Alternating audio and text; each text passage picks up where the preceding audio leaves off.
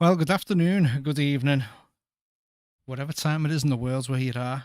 We're jumping into a little bit of flight sim. Big boy, welcome in, mate. As I say, thank you very much for popping in. Good to have you here. Not doing anything fancy in terms of overlays or nothing like that. It's just literally going to be a nice, clean screen. And if anyone's watching this after the live stream, yeah, this is the new home of the channel. My name's Paul, and welcome. So as the title says, we're going to be doing a little flight in a pilot's life, chapter 2. Now, I'm not going to lie, I've had a little look just to make sure we've actually got a contract offered to us. And a little bit nervous, to be honest, because I thought, yeah, what if I don't get a contract? I'm just going to have to go over Ryanair and just stick with Ryanair. But luckily enough, we have got a little email that's come through. Now, I did originally, in fact, I'll show you on the job market. I did initially apply for United, Delta, and American, but I thought just in case one of the 5 stars say no to me, or I'll put an application in for Southwest because they're a 4-star airline. Either way, I want to come over to the States because this is somewhere where I've not really flown a lot, particularly the tubes. So I kind of had my heart set on either United or I fancied a bit of Delta. Anyway, American and Delta both said no to me. But the good news is United have come back and said, yeah, we'll give you the job, Paul. No problem, mate. You seem to be a good enough standing for us. And also Southwest said yes. So I've not accepted yet. So I think I am going to go United. Southwest was just sort of me little bit of insurance. But they're offering 46.30 per hour.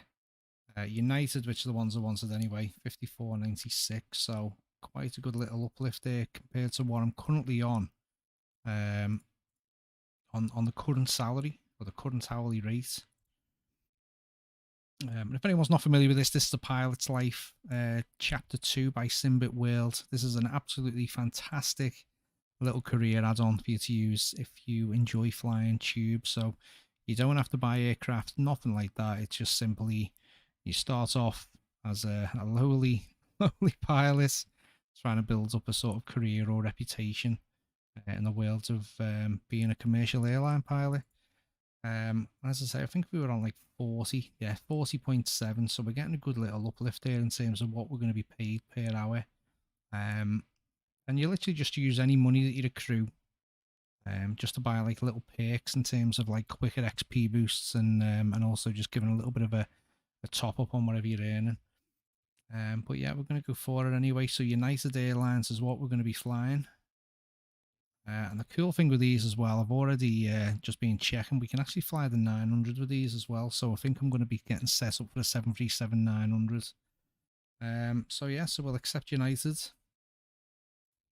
We're just going to do a worry-free one now. You can accept 2 other types of contract depending on if you think you're going to be doing at least a certain amount of hours per week or also doing a certain amount of flights per week. But because of all of the sort of swapping around that I do with all the different career mods, I just tend to go with worry-free. I don't get nothing extra and I don't lose nothing if I don't hit the targets.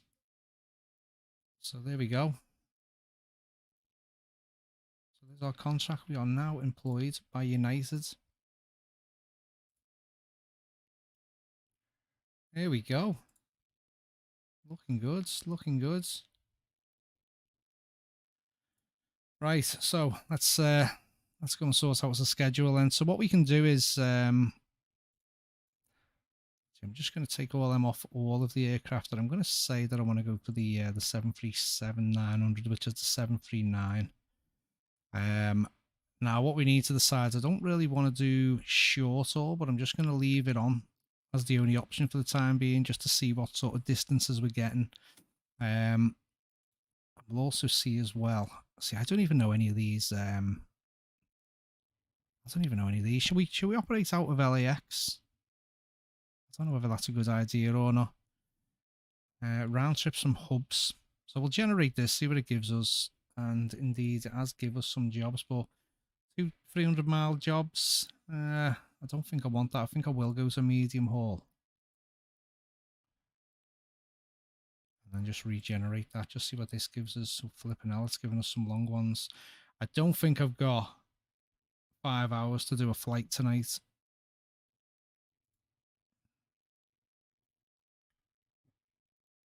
Right, that one's certainly looking much better. So it's about 3 hours to Houston. I just want to make sure it's going to take me to different places, which it is. But yeah, I think I can go with that one.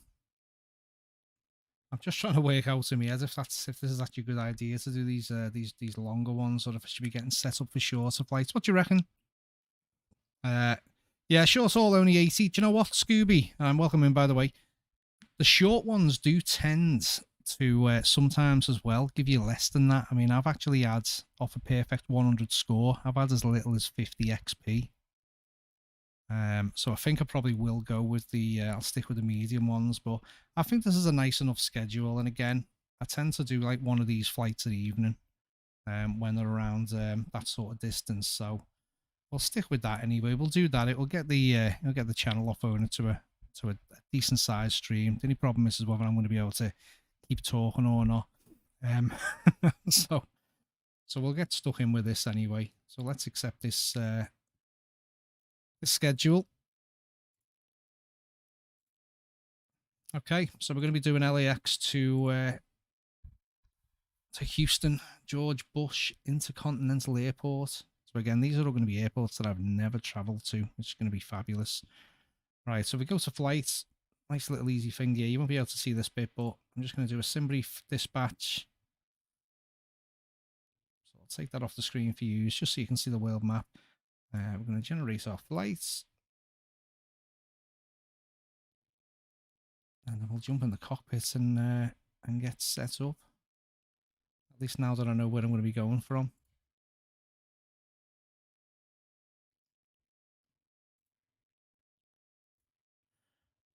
Just get my flight plan and my win uplink downloaded. Right, that's looking good.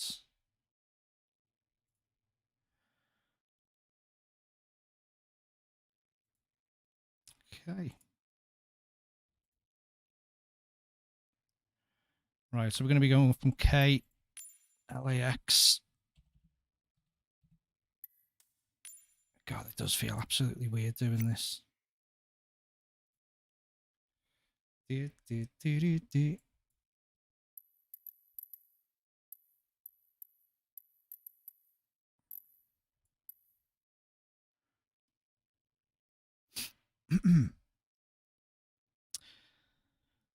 we go. Now, I think we'll still get away with a medium gate here with this aircraft. So I think what we'll do is we'll see what 152 is. I think that's probably going to be a medium, isn't it? Yeah, lovely. Okay, that'll be our starting point.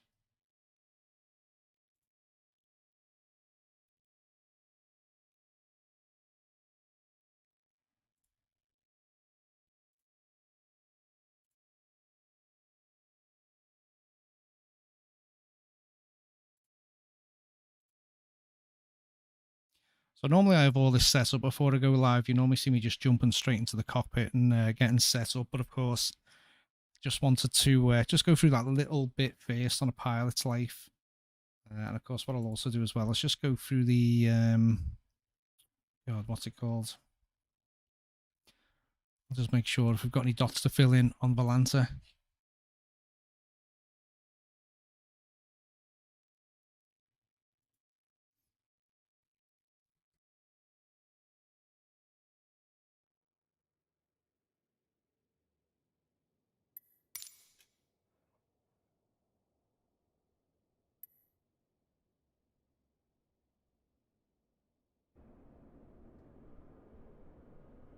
So what I thought it actually wasn't a jetway here then. Right.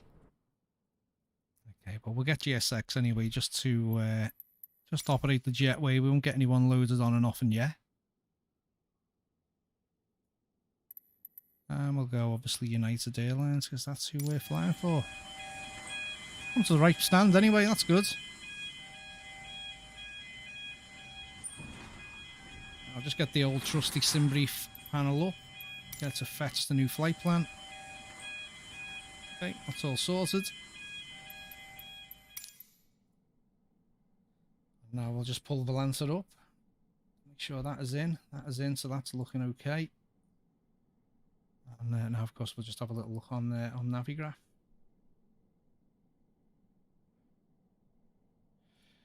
Yeah, I used to push back with GSX Scuba. You can I just normally do a nose left tail right or a nose right tail left. But it is really powerful in the way that you can actually set all your own pushbacks up as well at an airport.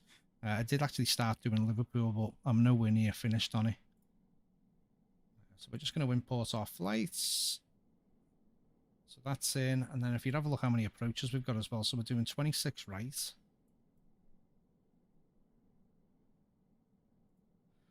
So let's see what we've got. And this tends to be a lot of RNAVs, doesn't it? But we'll see if we can do, let's go from DRLL R5.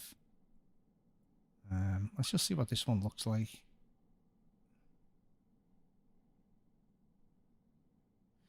Yeah, do you know what? We could probably just do that RNAV, couldn't we? Just keep it nice and easy. Because if we start messing around, looking at doing maybe one of these, it's just taking us far away. So we'll just do an RNAV. There we go, lovely. Right, so we'll get back in the cockpit, get everything set up, and get ready to go, I think. Yeah, I've never had an issue with the pushbacks not working, you know. It's always been absolutely fine, mate. Right, so what we'll do anyway, we'll get the park and brake set. Landing gear lever is down. Thrust levers are set to cut off. Transponder standby. Check electric hydraulic pumps are off. Bleeds off. Left and right packs, they should be off as well. Okay, lovely. Right, battery. Let's have a look. Guard closed. Standby power. Yeah, guard closed. Emergency exit lights. Guards closed. Passenger signs on. Position lights should be steady already. Logo lights, we don't need them. We just do a quick fire test.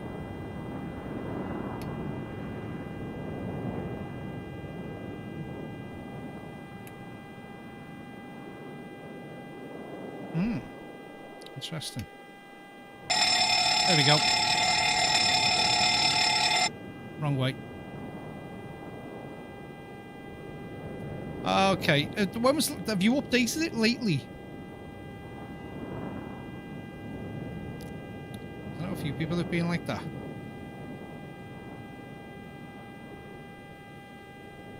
Hey, Chicken Lips, how you doing, my man? Welcome in. We are in the PMDG 737 at 900, so we're in the big boy.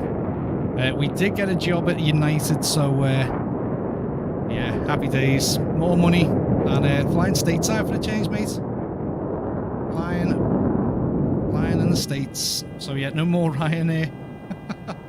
Right, we'll get the ground power on anyway. Should have the car connected. And I think what we'll do as well is make sure we got one of our fuel pumps on.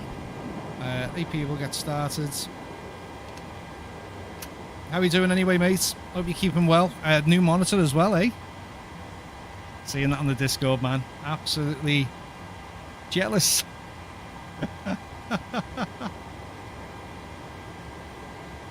Yeah, no, I get that, Scooby, man. Well, as long as you've got it working, mate, that's the main thing. That is the main thing. Right, what we'll do is we'll get the packs on and we'll get the passengers boarded.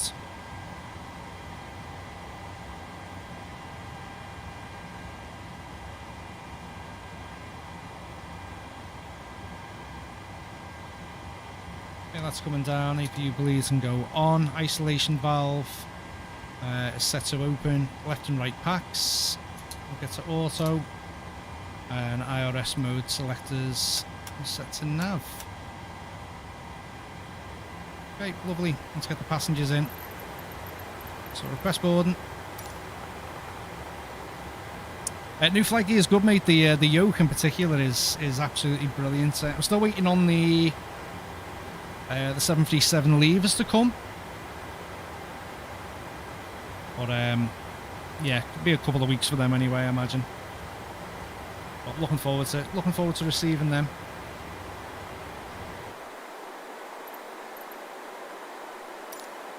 Well, it hasn't even. There we go.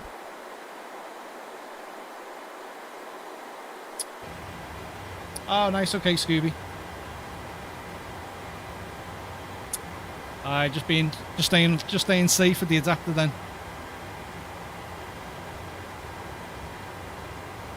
Right, window heats. And then we'll set up our FMC.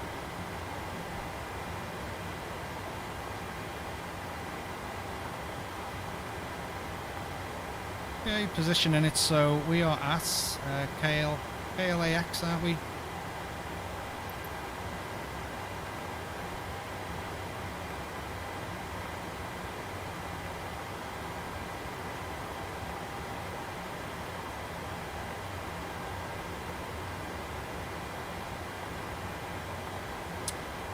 Right, I just need to do a quick little import of my flight plan. I forgot to do that.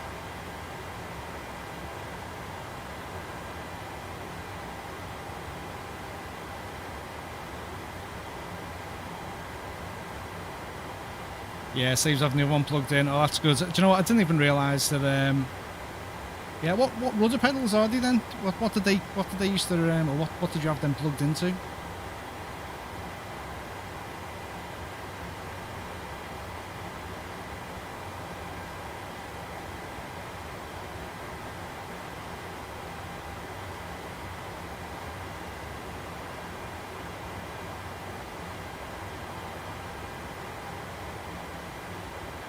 Okay, we've got the company route put in now, so KLAX to Kilo India Alpha Hotel. Kilo India Alpha Hotel. So this should come up if I've done it right, yes. Right, going out of runway 24 left. Flight number is something I've got to get used to here. Oh, United Airlines, UAL. That's a nice easy one. Ah, nice, okay. 2366. Hit the wrong bloody button there. Right, okay, so we'll activate that. Okay, perf bin it, 0 fuel waiters in, reserves. Oh, I haven't even set my fuel, have I? Naughty, naughty, naughty.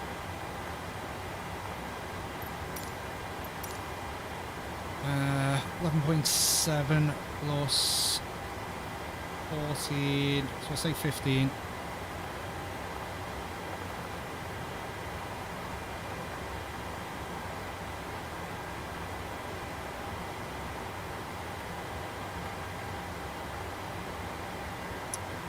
Okay.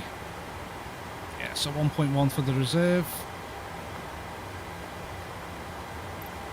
Cost index. Sure, we've got a nice one, 52. Cruise altitude on today is flight level 370.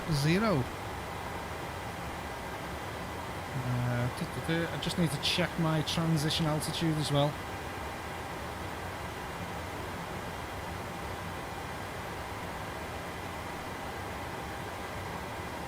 I think it is 18,000, isn't it, across the whole of the US? I'm just making sure, because this is 18,000 in the aircraft by default. So yeah, 18,000, we're all good. Right. Weather 245. 4. So that's all in. So we'll execute that. M1 limit. Yeah, we're doing the full 27k. Takeoff. We're going to be doing 5 degrees of flaps because we've got an absolutely massive runway here. Oh, now this is saying max altitude here, just flight level 34,400. So we might have to just change that, you know, and just say we're going to be going. So yeah, we're just going to have to change that to 340. But why it's not letting us go to 370, but that's fine, that's done. Flaps, centre of gravity is in. Okay, lovely jubbly, so we'll start setting up the MCP config next then. Yaw damper, get that. So auto throttle, get the flight directors on. Oh, I'm getting ahead of myself because we've not actually finished on this yet. So departure 24 left.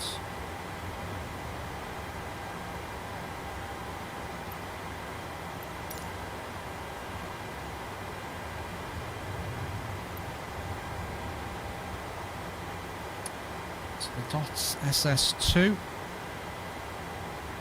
Dots SS2. We're going what, 24 left, aren't we?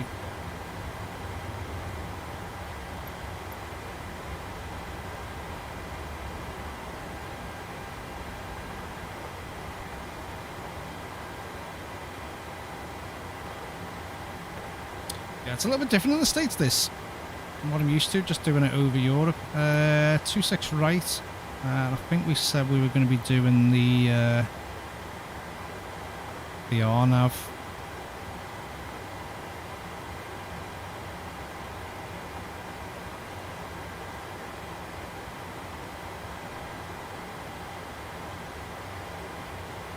Just need to have a little look, see which one we were doing. We're doing the Yankee. The RNAV Yankee for 26 right. Okay, we're going by the RLL R5, 26R, there it is, and we're doing the Galley. Even though that's not there. Oh, there it is there.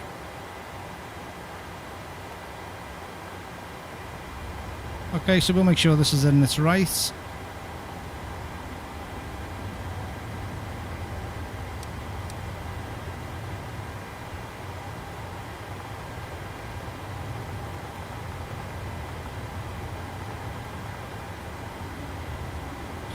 We have got a discontinuity here.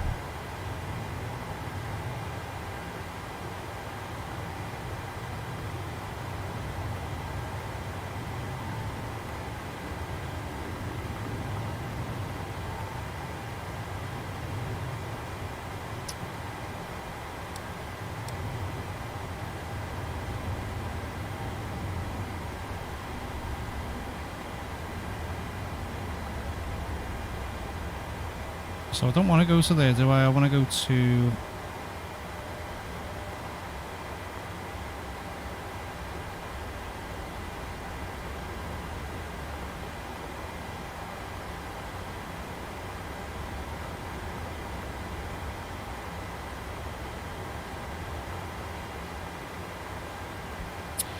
Okay, so it won't let me... I'll have to make a note of this, so it won't let me get rid of that vector. What do you mean, all wrong?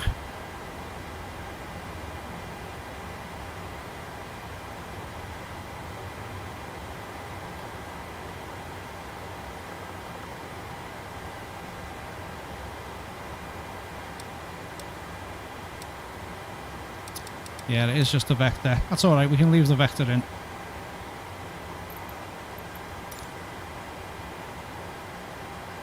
Right, I think the passengers are sorted anyway, so I'm happy with that. So it's just something to pay attention to. Right, time for the MCP then. We'll finish this off. So we've done our auto throttle. Just was, yeah. Flight directors are both on. Right.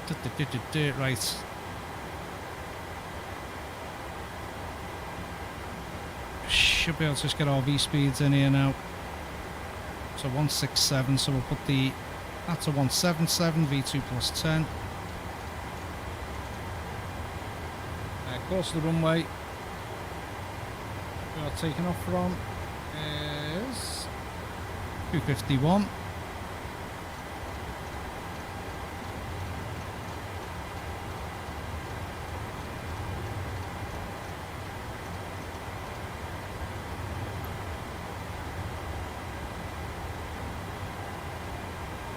Okay, going out of there as well, so we've got to be above 15,000 feet. The initial altitude is 16.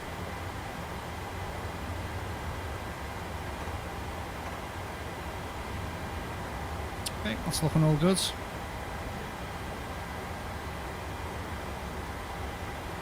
Right, next one, auto brake RTO. Doors, we will get them closed.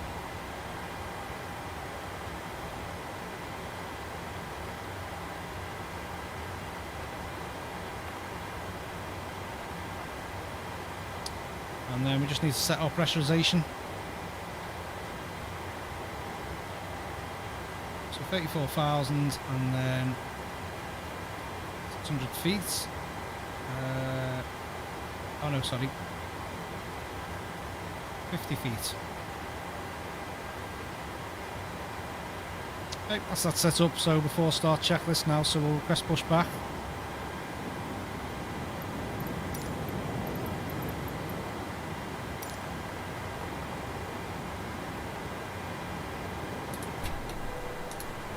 Okay, APU generator is on. Pumps are on. Hydraulic electric pumps are on. Anti-collision is on. Parking brake still set. Remove the ground equipment.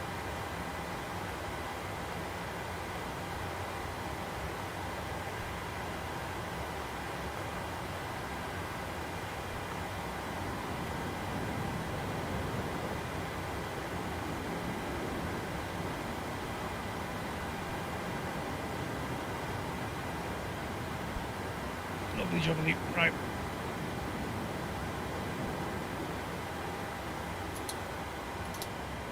We'll get the pack switched off.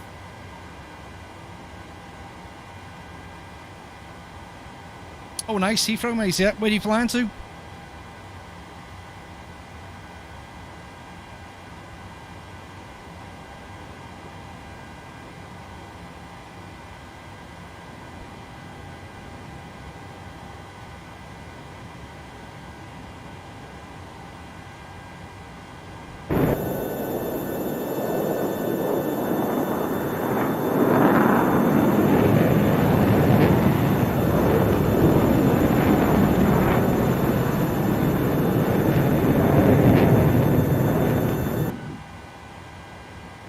We want to go nose left, tail right.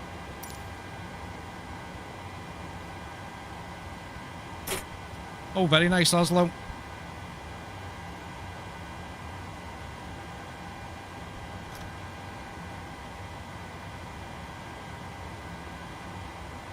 Yeah, Oslo. I haven't been up to Norway for a while. I love flying up there though, it's beautiful.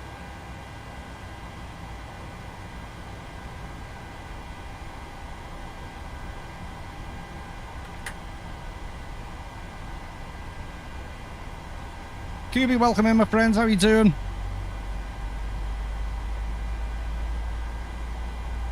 Yeah, so we're just going for a very clean aesthetic now over on YouTube. First stream, first live stream.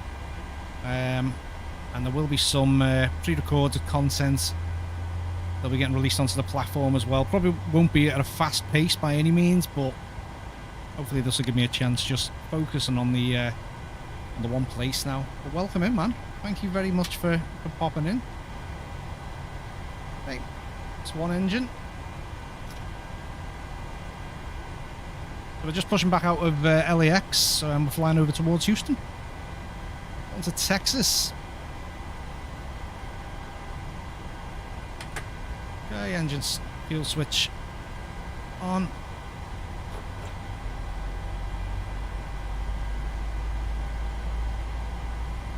Okay, before we get moving, once the engines are up and running, stabilised, we've got a good engine start, we'll do our before taxi checklist. So it should be in the air for, that was a bad place to put that, wasn't it? About 2.5 hours maybe? Oh, nearly 3 hours. Gonna be a long night for me.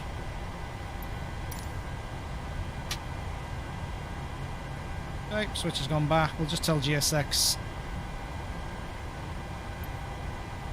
A little bit prematurely, that, wasn't it?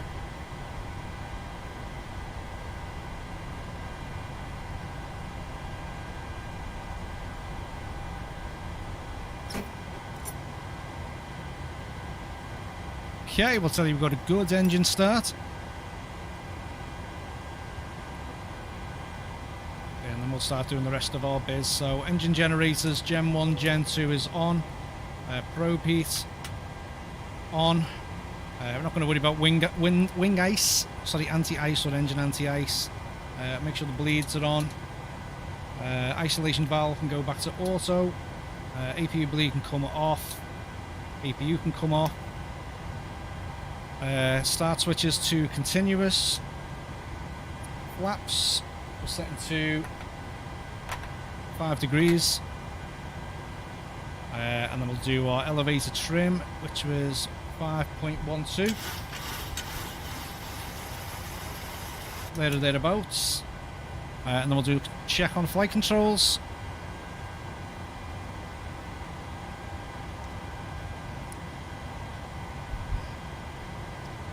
Okay, so we've got full left, full right, full back, full forwards, rudder full left, rudder full right. Controls are free. Okay, lovely jubbly. Okay, so once he's gone, we'll get the taxi lights on. And we'll get our runway turn-offs on as well.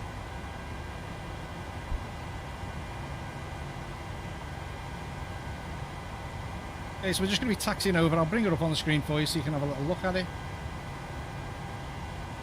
So you can clearly see where we are here. If I bring up the airport info, we're going to be departing out of runway 24 left, so we're just going to go along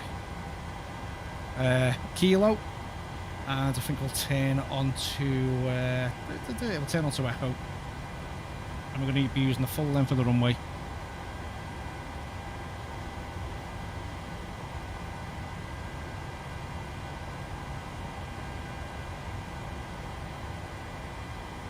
Where we are over here.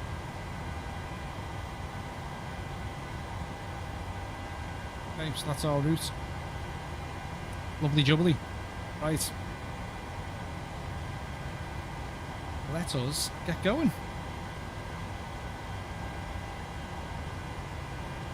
Okay, parking brakes are off.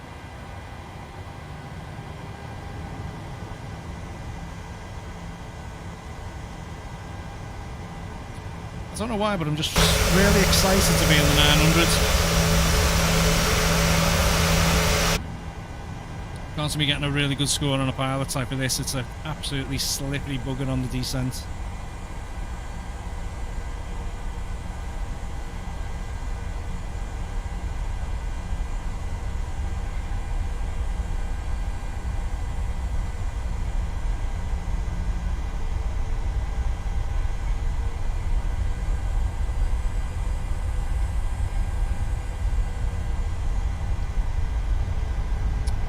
Oh, do you think I need to turn down the... do you want me to turn down flight sim?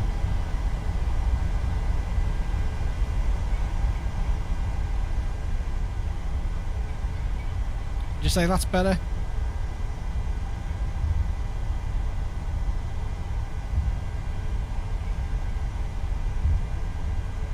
It'd still be a little too loud, that, mightn't it? Yeah, you'll have to give me some assistance on this, big boy, or anyone else in chat. If you think it's too loud, just let me know, because I've one thing I need to probably dial in.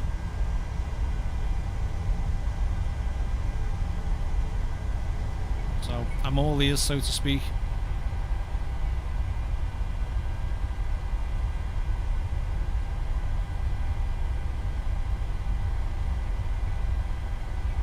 Cool, okay.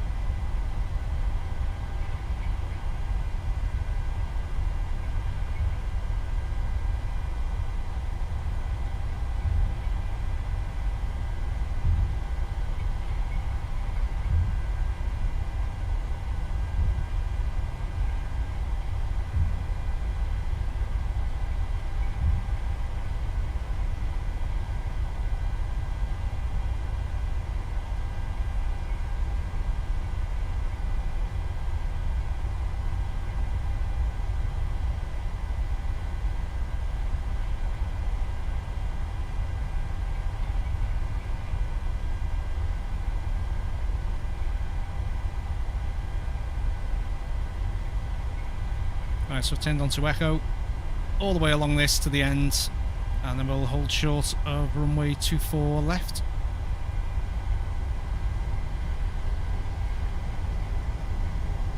Okay, but the audio levels right now while I'm inside the plane, can you still... I think you can still hear stuff. Or do you think I need to dial it down a little bit still? I know it's going to be loud when I go outside. I just want to make sure it's not too quiet when I'm inside.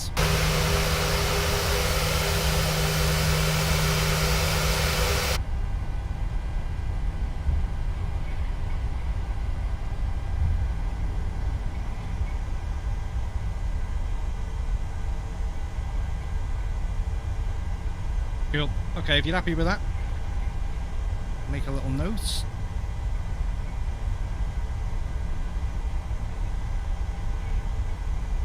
Inside's good, brilliant. Thank you. Appreciate that, man.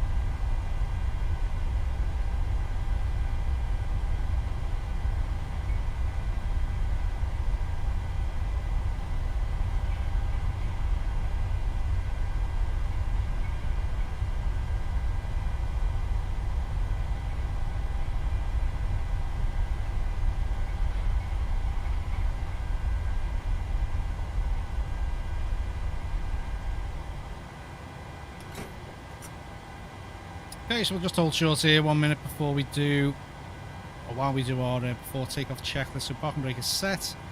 Check again, fuel pumps are all on. Cabin lights as required are fine. Flight instruments, we checked them. Engine instruments look good. Nav equipment looks okay, and we'll also do a fuel reset. Okay.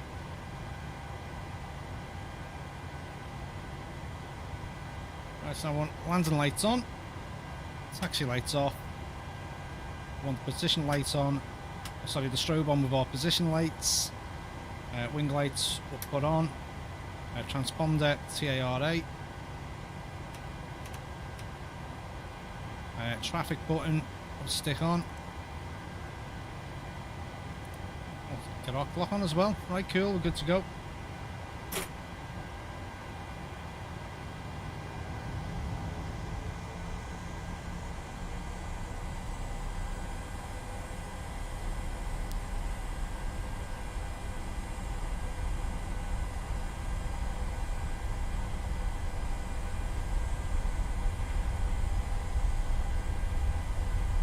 Oh, nice, Kirby. Yeah, mate, honestly, I just feel, I think so much better just having a nice, you know, nothing being intrusive on the screen.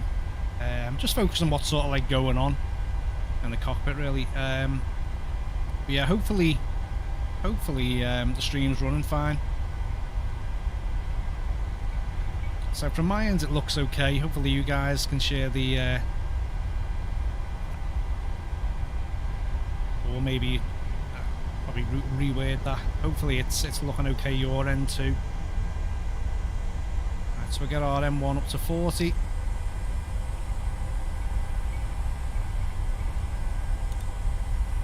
Okay, and we are going for it.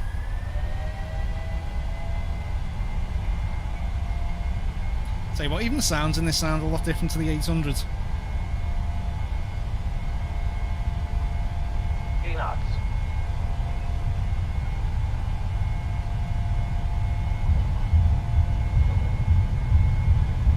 Ah, brilliant. Thanks for reporting that back, Scooby.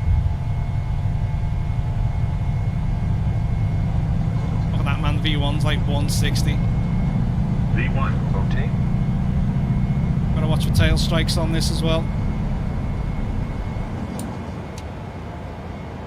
Positive rate of climb. Gears going up.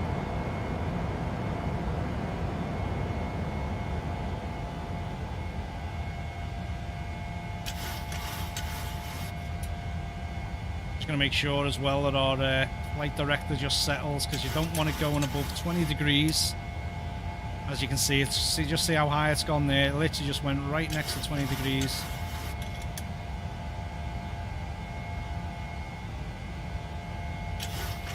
We just need to make sure we don't have something happen where we need to pitch over that, otherwise we get knocked down on a pilot's life. We're still hand flying this at the moment.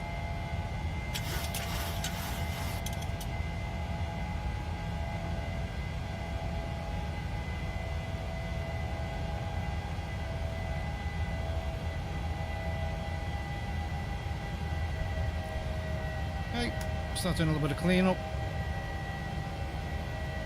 RTO is off.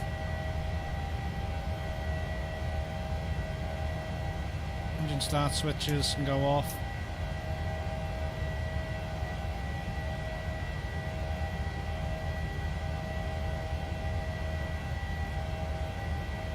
Runway turn off lights can go off.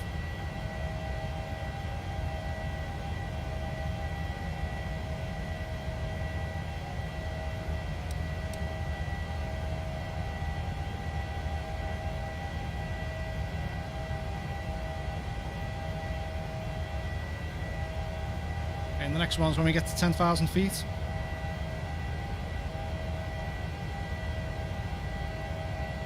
Okay, command day going on now. I'll let the autopilot take it from here.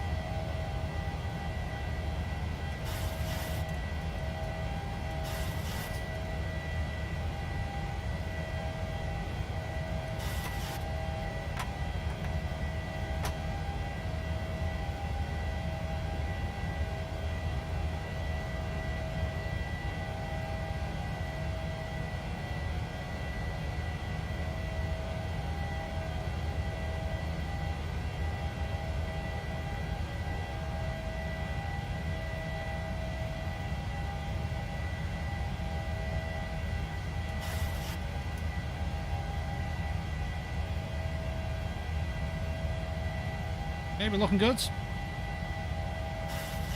Oh, you're at 220, climbing to 340. I'll see you up there at 340, mate. Flight plan seems to suggest going to 370, but the aircraft was telling me it wasn't capable, and we were programming that in the FMC, as you've probably seen earlier on.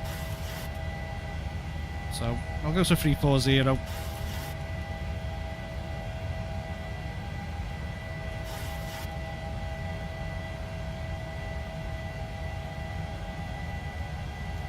Okay, passing 6,000 feet. I'll tell you what's going to be the weird thing for me as well is not going to flight levels until flight level 180. It's going to be strange.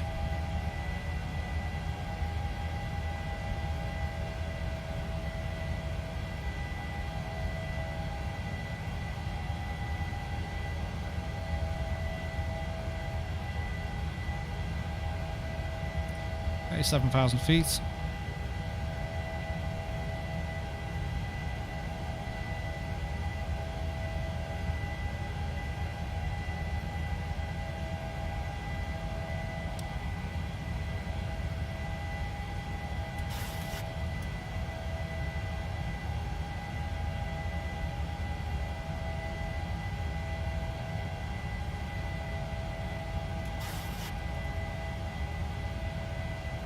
What's that? Pilot's life still working at 100?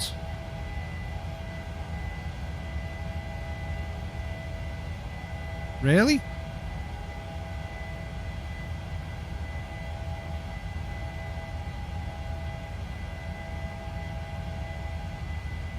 No, it doesn't mark you down for changing your barometer, does it? It only, like, I mean, for like your lights and stuff at 10,000. Doesn't mark you down for barometer, does it?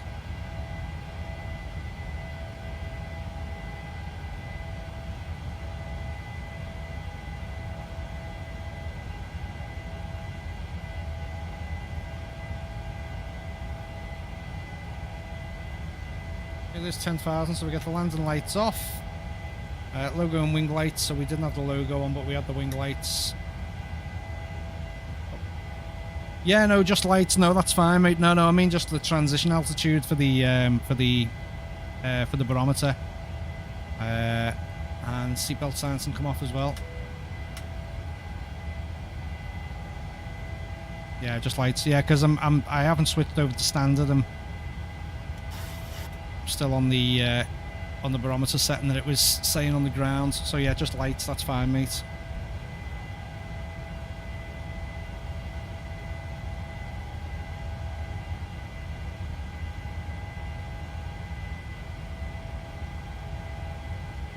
Okay, just show you where we are in the charts. Looking up to PV. We've got halts. We need to be above 15,000 at dots.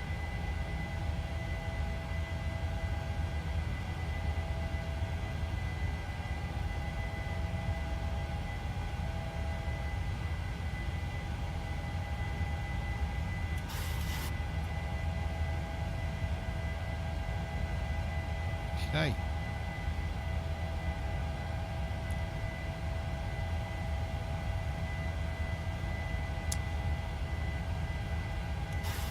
You found that out the hard way.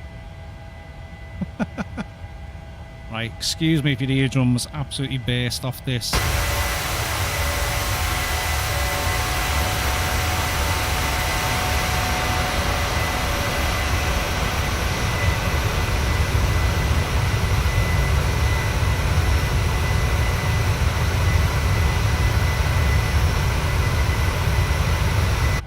Oh, nice, man. 6 in a row. Lovely.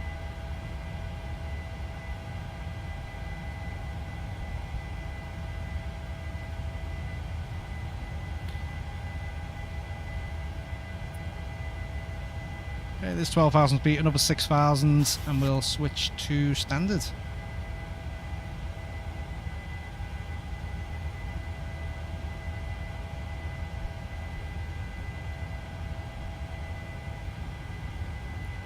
Yeah, as I say, I think I was up to, tell you what, I'll bring a pilot's life up. I think I was up to, let's check my logbook. I think it was 16 in a row. And then last night, I got a 98. 1, 2, 3, 4, 7, 8, 9, 10, 11, 12, 13, 14, 15, 16. Oh no, 17. 17 it was.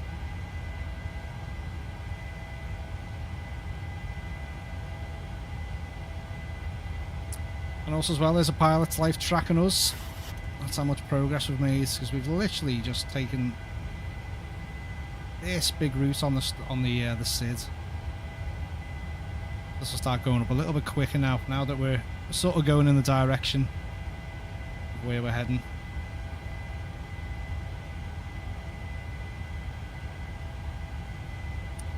Yeah, it's down to 97 rating the other day, back to 98. Nice. Yeah, well, do you know what? I've been trying to get to like 99. Like, even if it didn't last, just the fact to get to 99, and then that 98 last night just killed it for me. Just absolutely killed me chances for a long time. Yeah, that's right. To be honest, I've had a little nosy at yours and Storm as well, who pops into the channel, who's in the Discord. Yeah, me and him have been a little competitive as of late. All jovial, you know, a few insults back and forth, you know, in jest.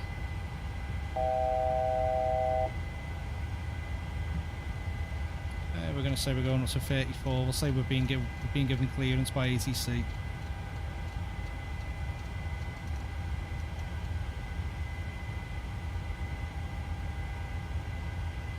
I'll tell you what, this is some different terrain I'm used to.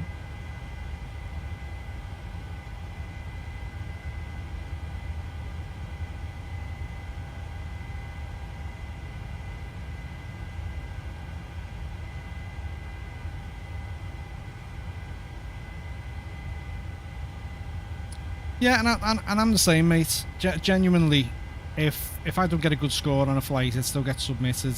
And again, just to sort of back that up, one thing which sort of upset me was before I got all these hundreds, before I went on this little spree, you know, I had like 293s in a row, and of course the way the scoring system works, it says it takes like your last 10 flights, does something with them, and then it, you know, uses all of your flights to work out a score. So when you've got low scores in your last 10 flights, that's when you see like a massive drop. But then as soon as you get them out of your last 10 flights, you should see a decent jump back up, providing that you've been, you know, doing well with your scores. But yeah, everyone gets submitted. Like, I think there was like an 80. Was there an 80 something I've had at one point? Oh no, there was a 90. Just there. 93s. I've had a couple of 93s now. There's a 94 there. There's another 90. I thought I might have had like an 80 something. Oh yeah, there we go. 88. All the way back then.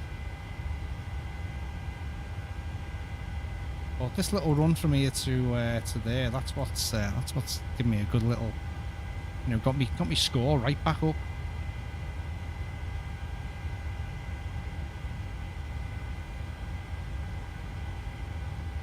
But, you know, you're not kidding anyone. You know, there's no reason not to... Just change that to standard now. Yeah, there's no reason to not submit them. I mean, as you know yourself, as soon as you've started the level and your pilot up, going through the ranks from, like, you know, first officer, senior first, captain, and so on, you know, you don't have to worry about your rating, whether it's 95 on average or bloody 98. Doesn't matter. So I can't remember from going through the manual, but yeah,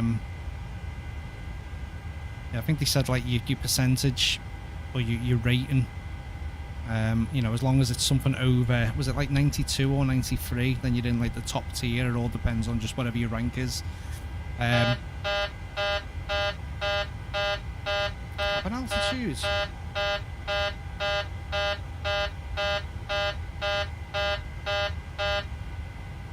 Okay, why am I getting a cabin altitude thing then? So I've got it set to 34,000 auto. Yeah, 471 hours, mate. Jeez. Right, I'll have to try and figure out this cabin altitude thing. I don't know if that's maybe a fault or something, but...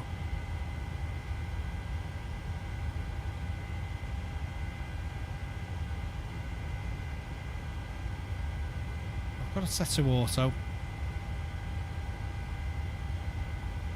It's going to bug me now that I've got that little alert there.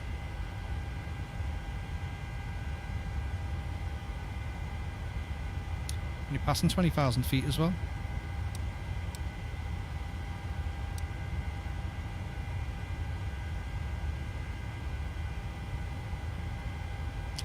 But yeah, just going back to what you were saying with the, well, like the 7 points lost by a stall or a pitch. Yeah, it's like 20 degrees pitch, either positive or negative. Should they be closed? Yeah.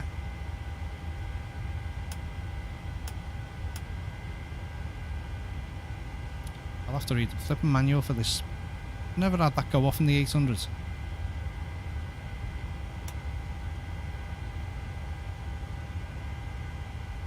But the other thing as well is the overbanking.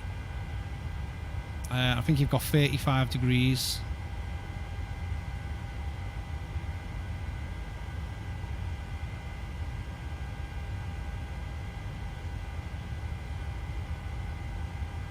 Oh, the flaps on the outside to take the air.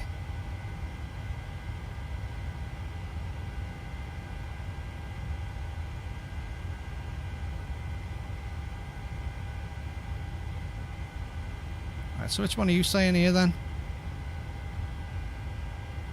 Because it's just this for the pressurization system.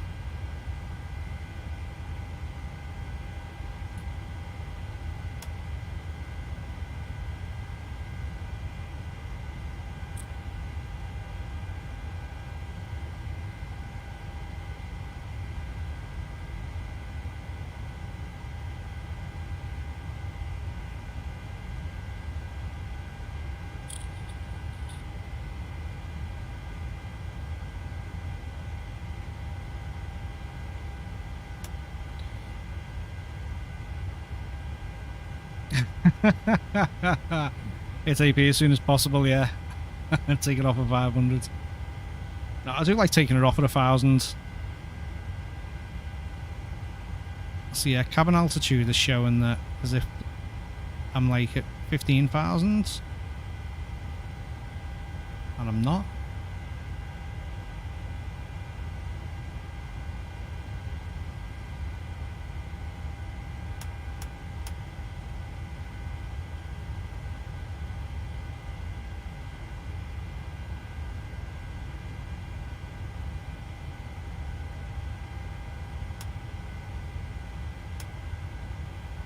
So what happens if I do it the other way?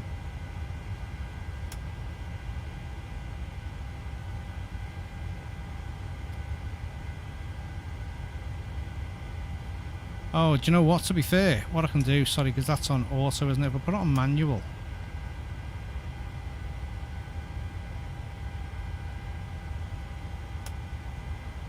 Oh no, look, if I close it, see the way the cabin climb's gone down? So what I need to do is I need to open it. Because I'm climbing.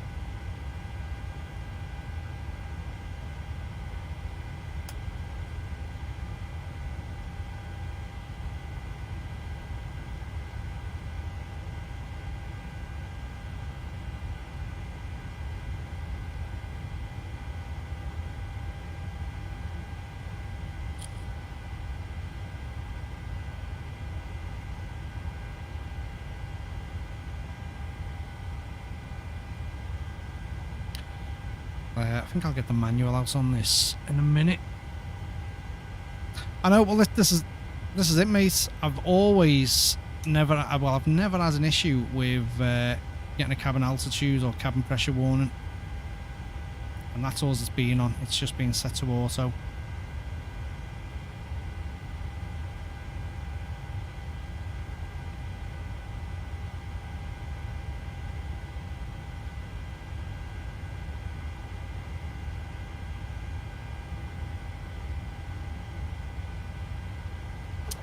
I know. The aircraft shouting at me now as well. Top of climb 94 miles.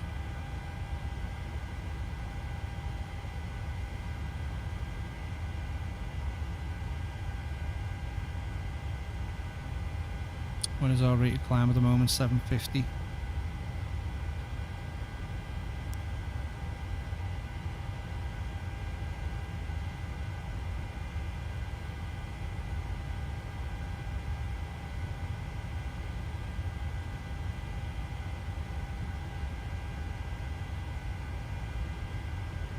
Everyone's going to be passing out.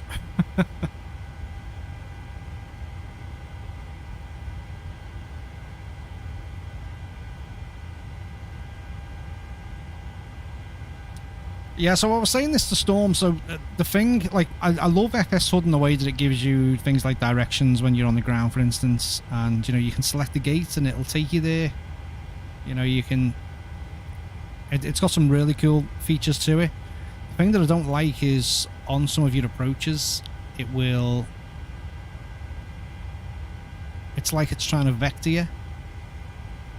And I've said this so many times in the past, like, for instance, it'll say, you know, turn left to heading 074 degrees, and then literally 2 seconds later, if that, turn left to heading 064 degrees, and then turn left to 059 degrees, and it'll keep doing that. And Storm was saying, because he uses, or he's used Pro ACC in the past, and he said it's like they've not set a corridor wide enough, so maybe FS HUD is thinking that you've overshot, or you've gone past, you know, where you were meant to turn, so it's like trying to get you back on course, but it's like it's trying to keep you on like a tight wire.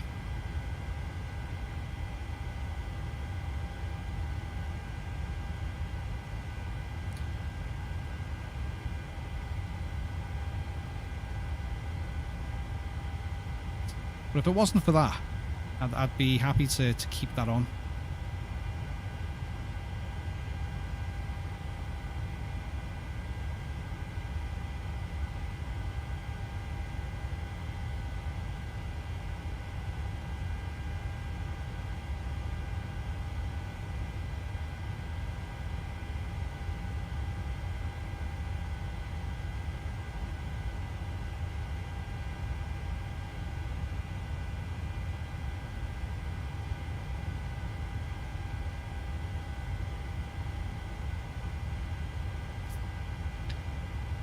Yeah, well, apparently there's a new ATC coming out, which will even like shout at you. They've started using like AI voices, so it doesn't sound like anywhere near robotic.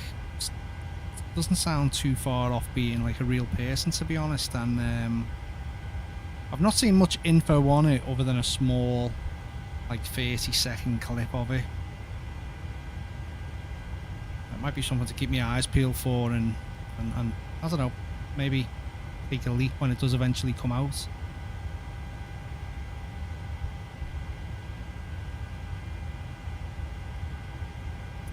Louis, did you? Yeah. Yeah, so we're still getting this flipping message the overhead, aren't we? Oh, auto has failed. Okay, maybe, do you know what? Maybe I've had a failure. Let's have a little look. Menu.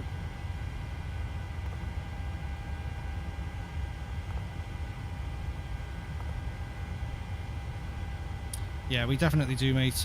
Definitely do.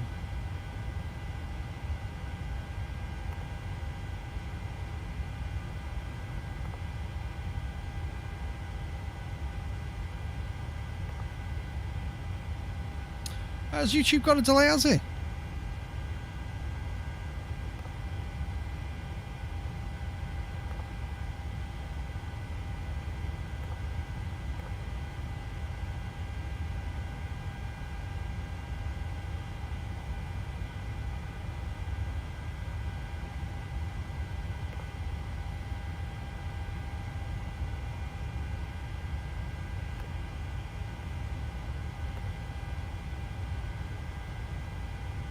I shouldn't take you too long to get 100k, mate. Trying to remember where I see him. Was it PMDG setup options? No. Aircraft. Oh, there it is. Failures. Oh, there you go. Go back to failures.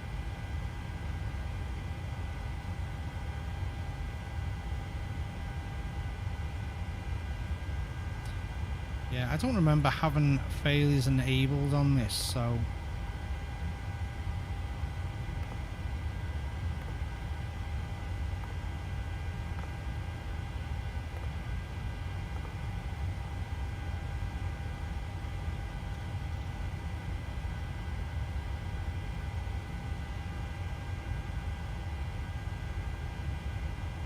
Near enough, yeah.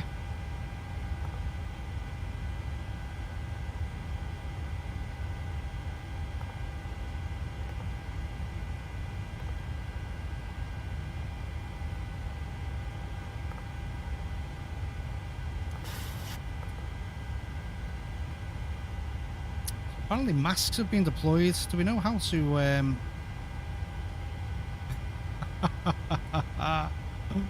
Oh, this is great.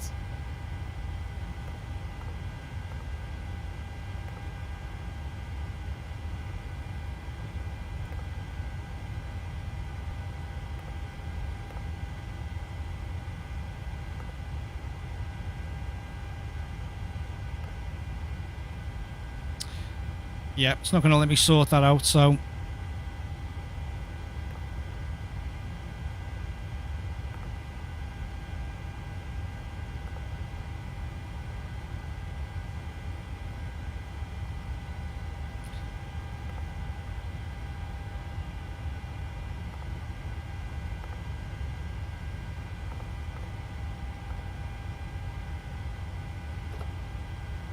Yeah, I couldn't even tell you how we'd be able to stow those masks. There's just no way I can clear this off now.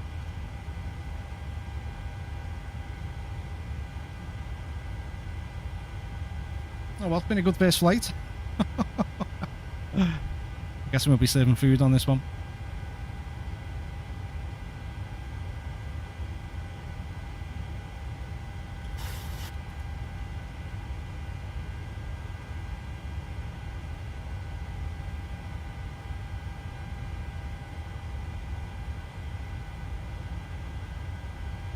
Yeah, I was thinking of stuff like that, Louis.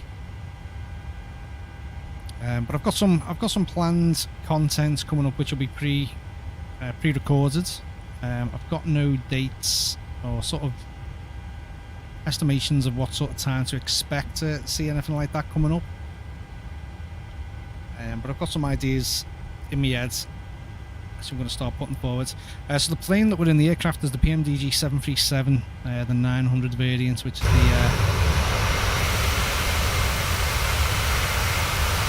the biggest one of the bunch.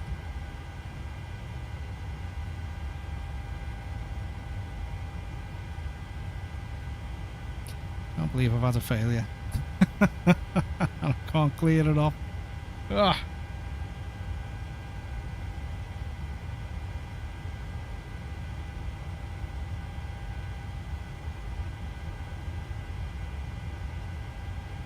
And if we have a look at our arrival time, it's currently 4:59. We're not going to be landing until 19:25. About 2.5 hours from now.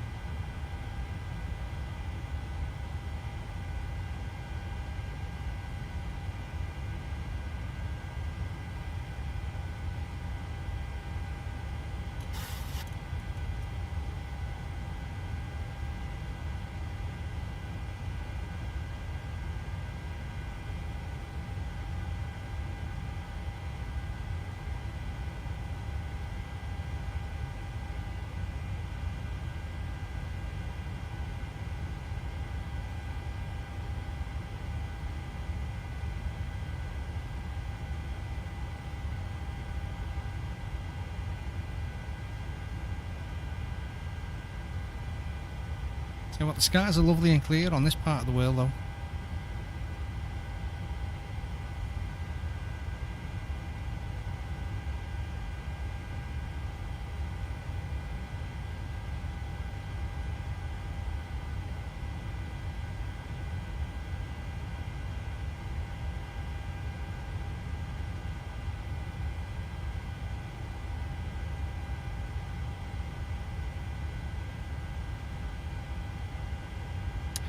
Oh, is he? I'm not familiar with the names. Is he one of the? Or she is one of the DJs?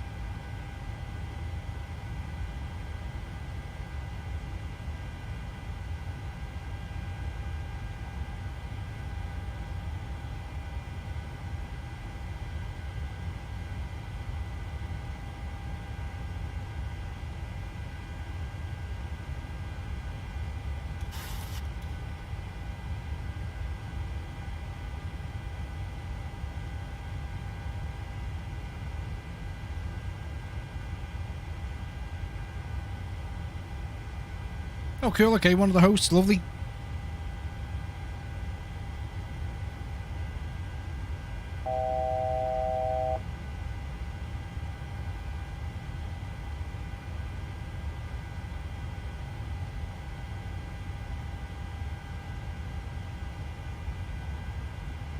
Imagine most of the passengers in the back will be taking a nap by now.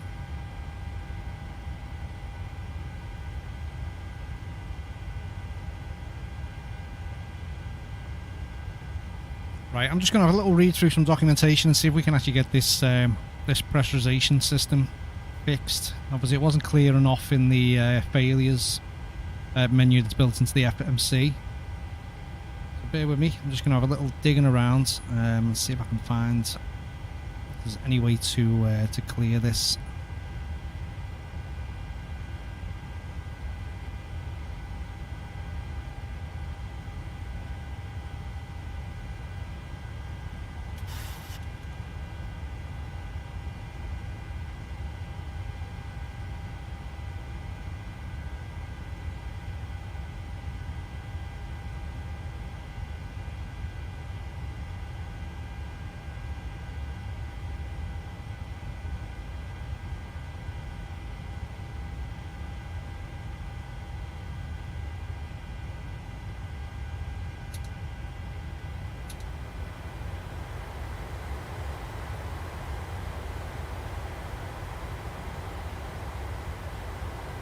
Do you know what? I think it might have been something to do with the fact that I didn't stick me packs back on. Forgot to put them back on. Just thought I'll have another quick look on that. Let me just see if I can actually shut this off now. Right, so masks are still deployed.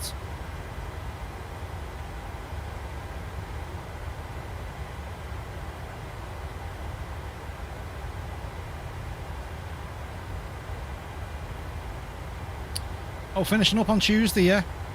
But you're not in Monday or Tuesday, eh? So for you then, mate, it's Friday.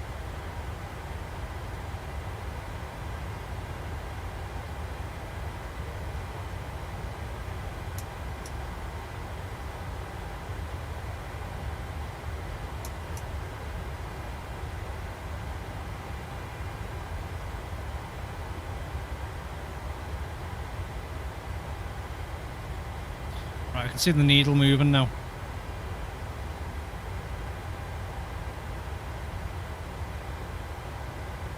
Right, it is climbing, which is good, so we should see this light go out. So do you know what? That was just me being an absolute numpty and not switching the packs back on after I started the engines.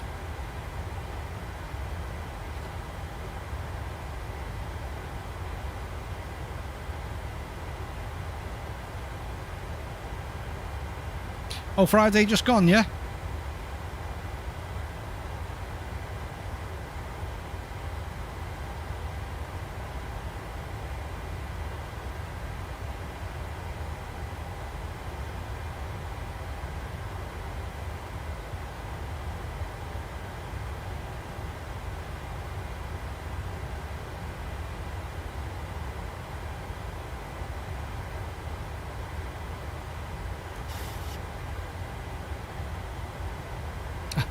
All this.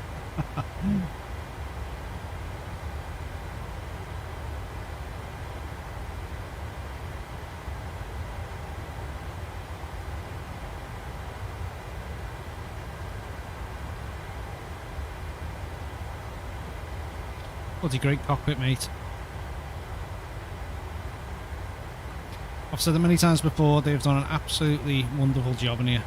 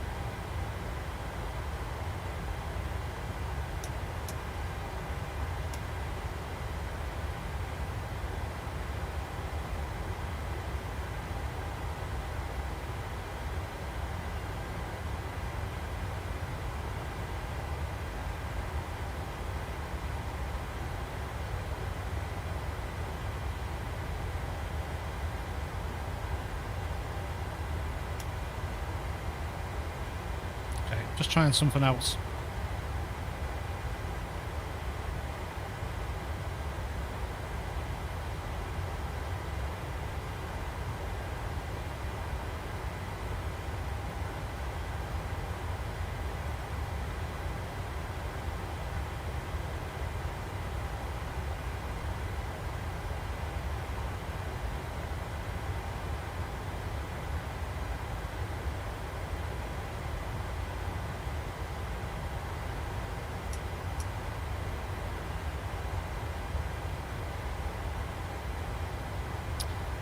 We got the fail now.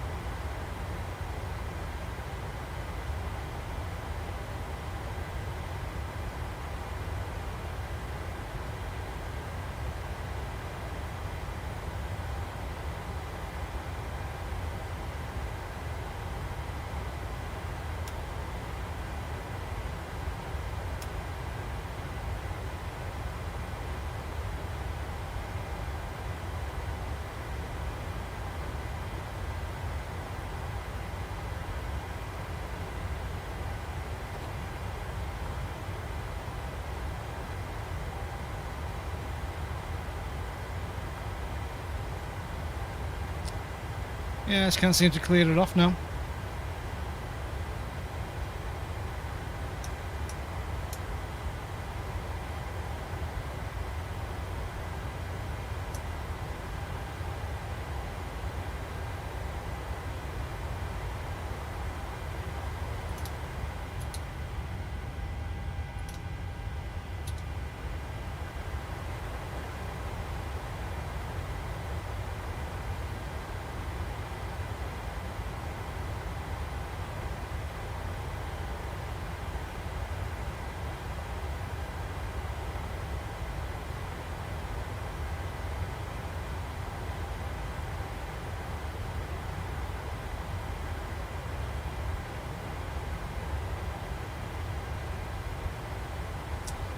No, we'll just have to leave it.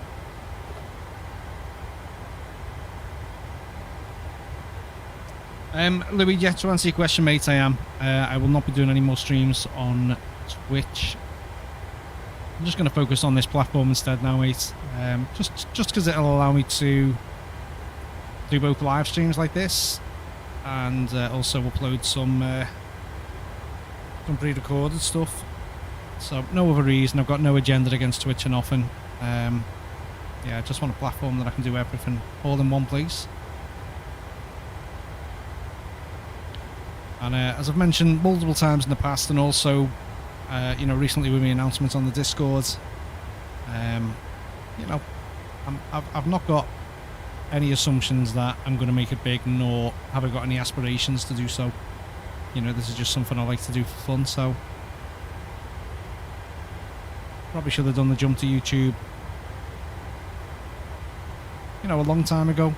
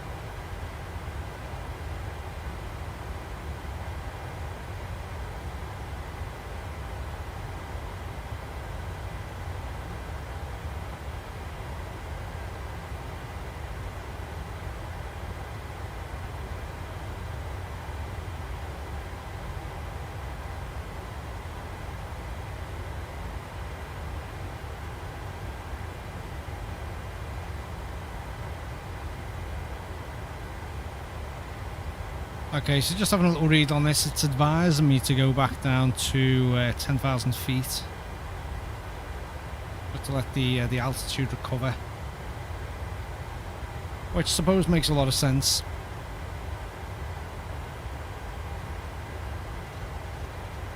So we'll do that. We'll go back down to 10,000.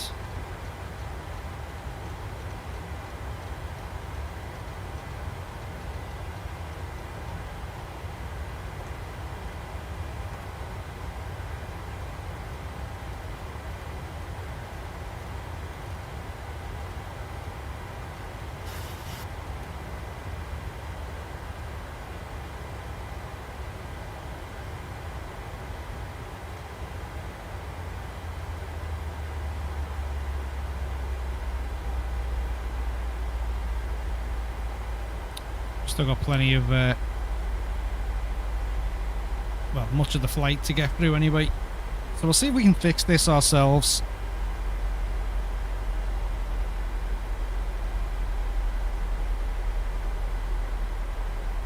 And this is all because I forgot to put the packs back on.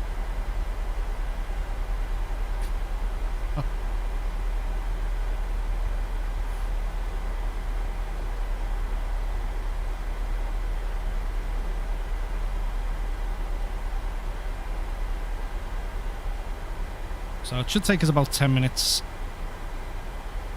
But again, this will provide that this rain beneath us isn't crazy. I'm just looking at that big hill up ahead.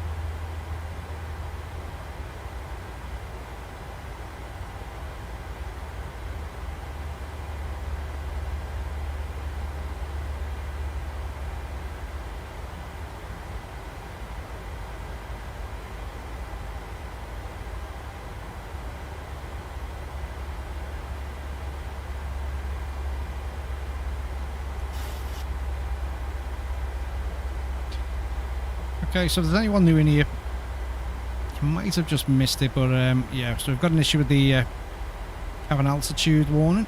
The pressurization system has failed, namely due to myself for leaving the packs switched off. I didn't put them back into auto. So we're just going to go back down to 10,000 feet.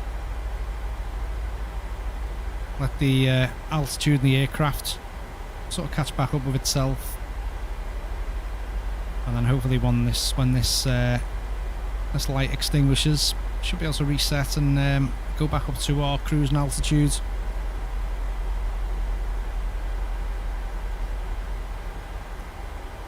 So, silly little mistake on my part. Hopefully no one's died. But yeah, it's probably like the first time in God knows how many flights in the 737 I've not stuck them on after the engine start. Took me a bit of time to realise as well. I'm just worried about the altitude here though. Oh, sorry, or how high the terrain is here. It looks quite flat, doesn't it? Certainly gives us the impression that we're not going to be far off the ground when we get back down to 10,000 feet.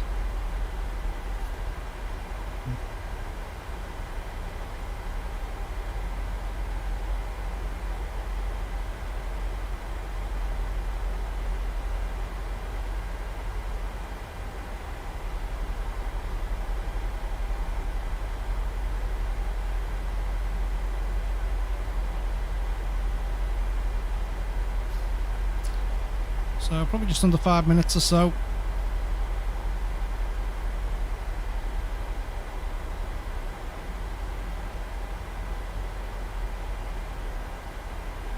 And what we should be able to do then is knock this off. Just try it while we're at 20,000 feet. Still on.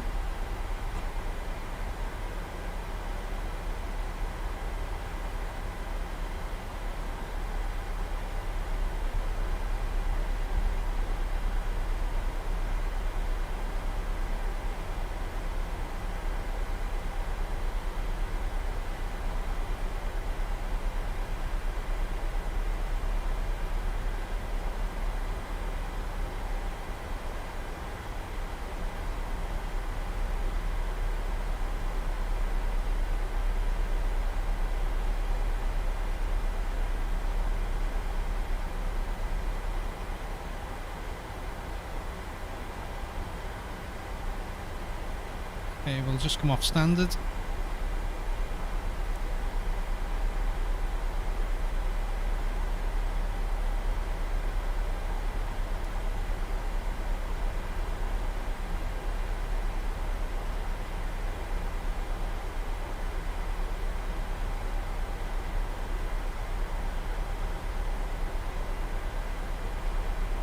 And for anyone else who's a little bit eagle-eyed, you'll notice that my gear lever as well is in the up position and not the off. That is just something, unfortunately, I've not been able to figure out with the Honeycomb Bravo.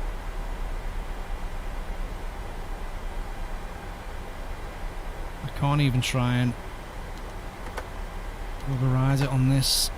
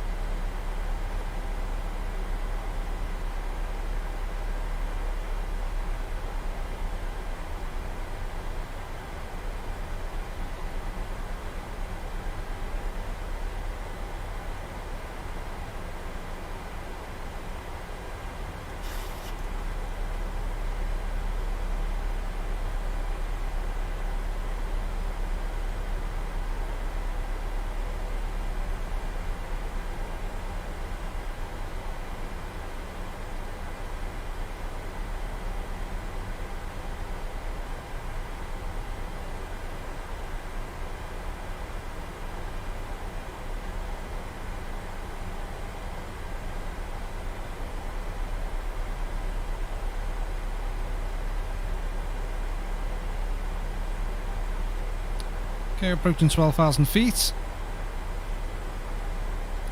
Another 60 seconds. Hopefully we'll try and get this to recover.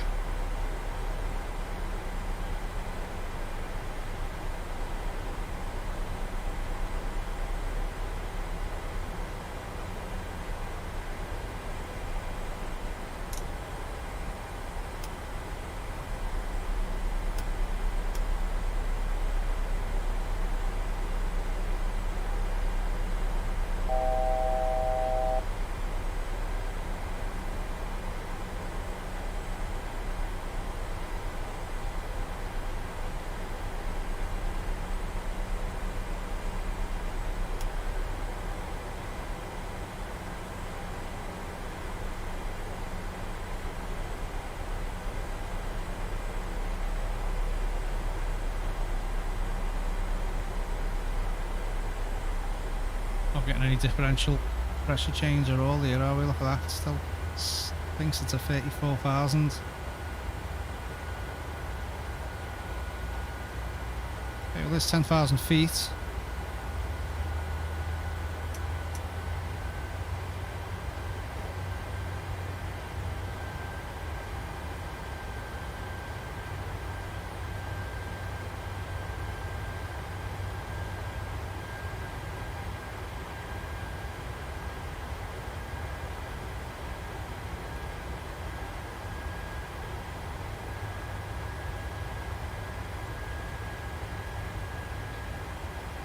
Still coming up as active.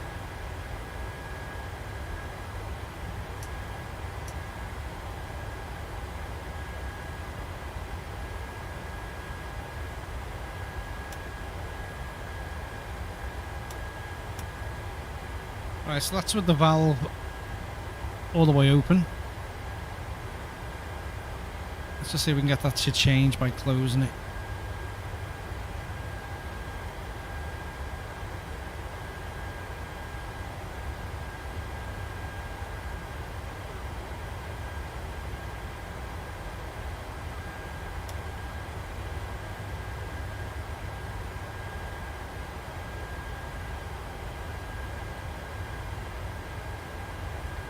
I'm not getting any change on that whatsoever.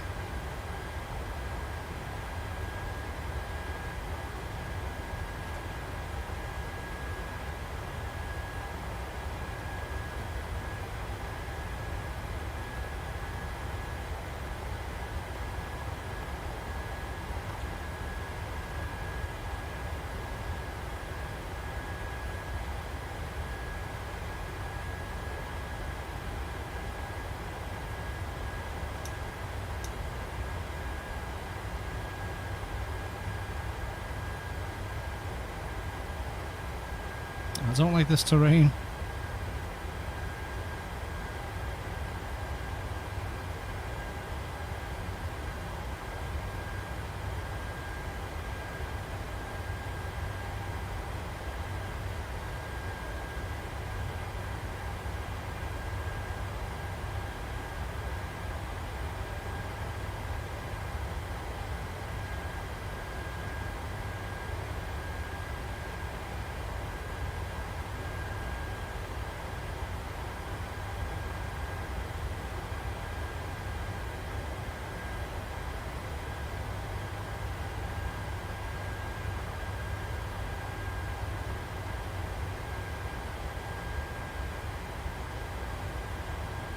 Yeah, not too bad, big boy. Well, I'm not going to lie, mate.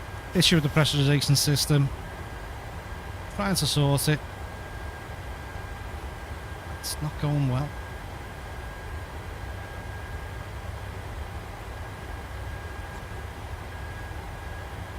Just not able to get this.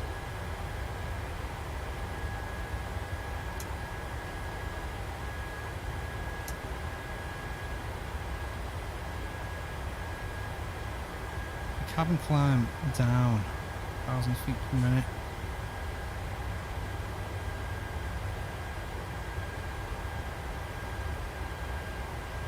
Of course, I'm not liking this terrain as well. I'm going to have to go back up. I'm just going to have to give it a miss on this pressurization for now.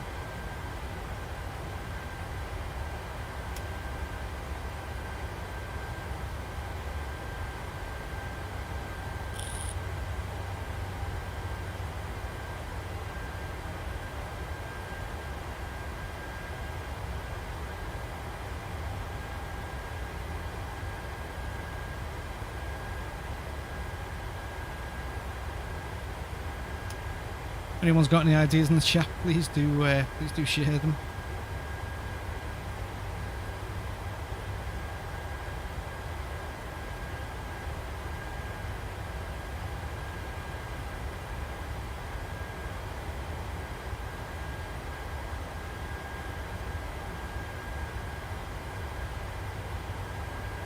Just reading through the manual on the PMDG forums, and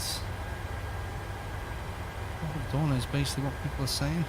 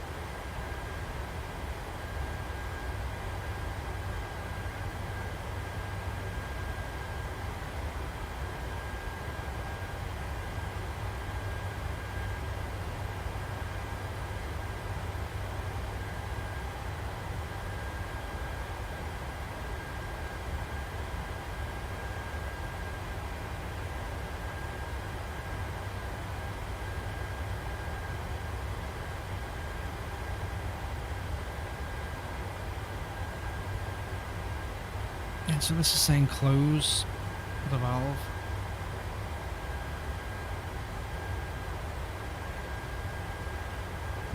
It says it takes time, but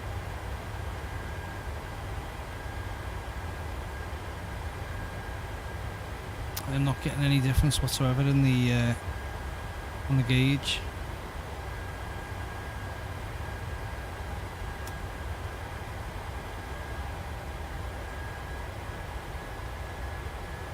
The outflow valve is closed all the way.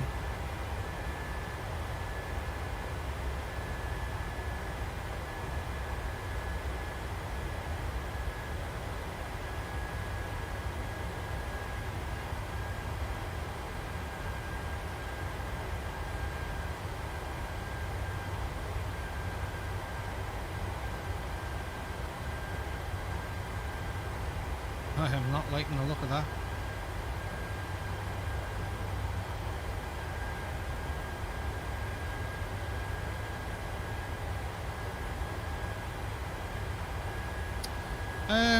When you say do we not like the silence, sorry, just expand on that for me a little bit.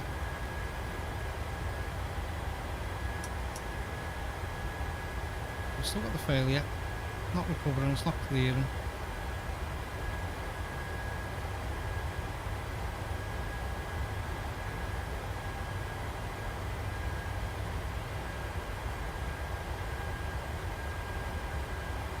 Just seems to be stuck at that 30,000. Is that dropping down?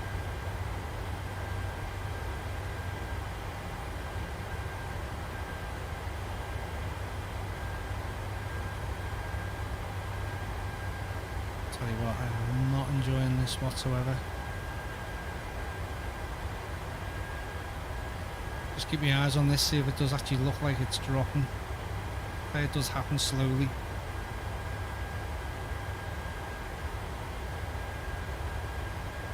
Looks like it's 500 feet a minute.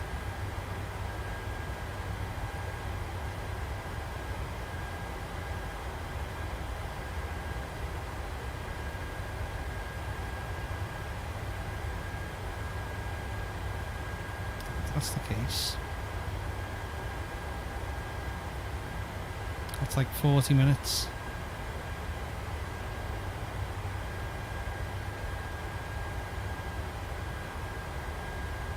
Yeah, I think I might have been a little bit late to read that, mate, so maybe just go off this comment that I'm making now.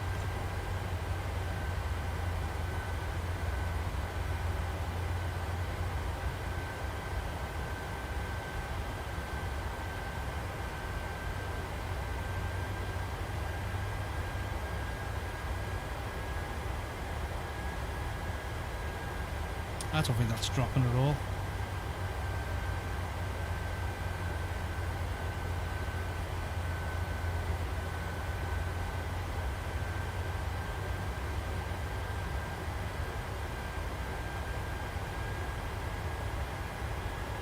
That's not that bad, okay.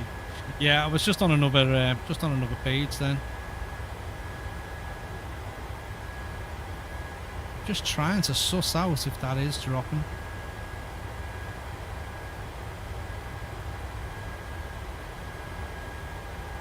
Let me just leave my mouse there for a minute or two. Now it goes off, doesn't it?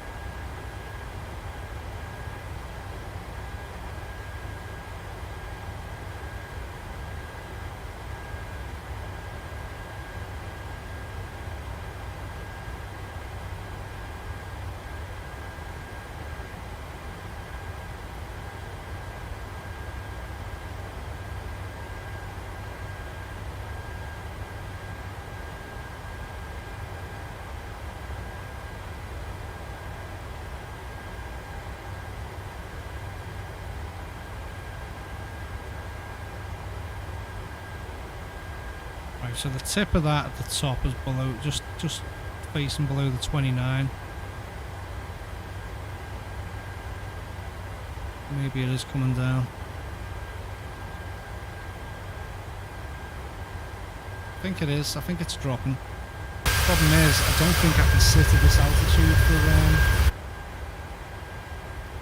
for that long.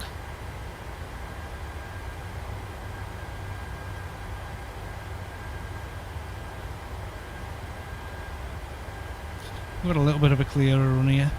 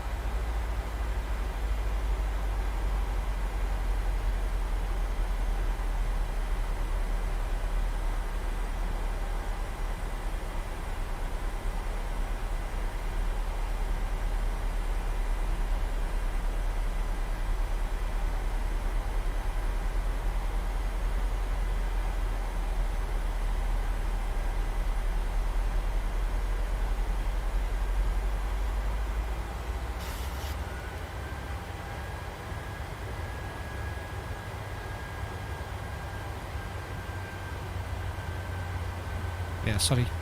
So, what I'm looking at, this is definitely dropping now, because this was on 29 before and now it's 28. Yeah, it's just dropping below 28.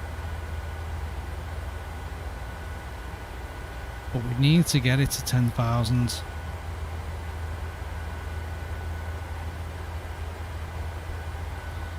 The problem is, I've not got the greatest of terrain around here following the flight plan, so I might have to, we'll have to see what's coming up. I have to put myself in a little bit of a holding pattern.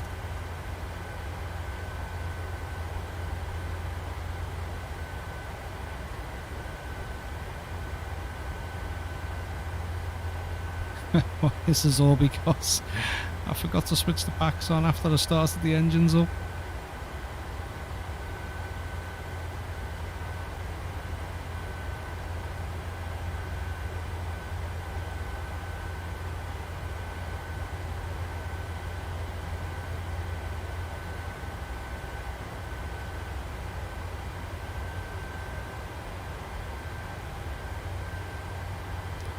But yeah, it's definitely coming down. As I say, we'll try and see if we can get away with it clearing it a bit earlier. But no, I don't think we're going to, are we?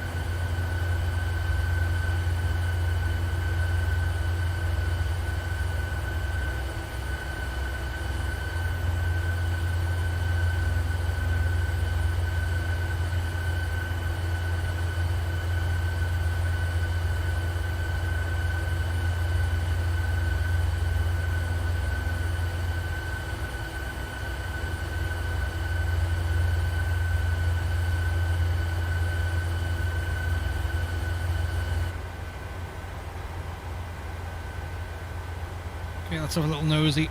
We got 20 yet. No in here. Sorry, 25. Oh.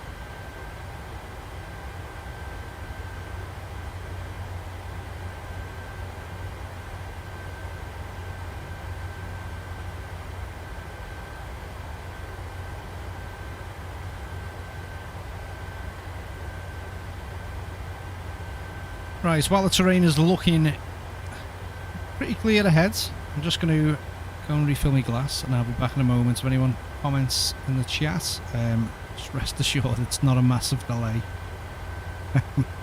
I'll reply to anything when I get back in a couple of minutes.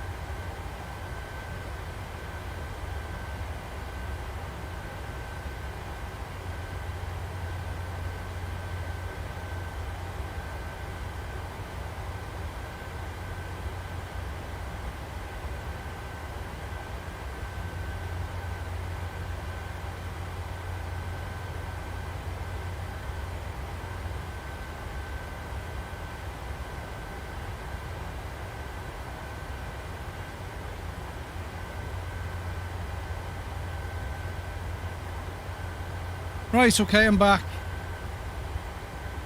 See, we've not got any terrain ahead of us, so that's a good sign. Let's have a little look up top. We're at 20,000 feet. Still got another 10 to get through. From what I've been told, we'll sort this. Yep, still getting the overhead warning, failure still active.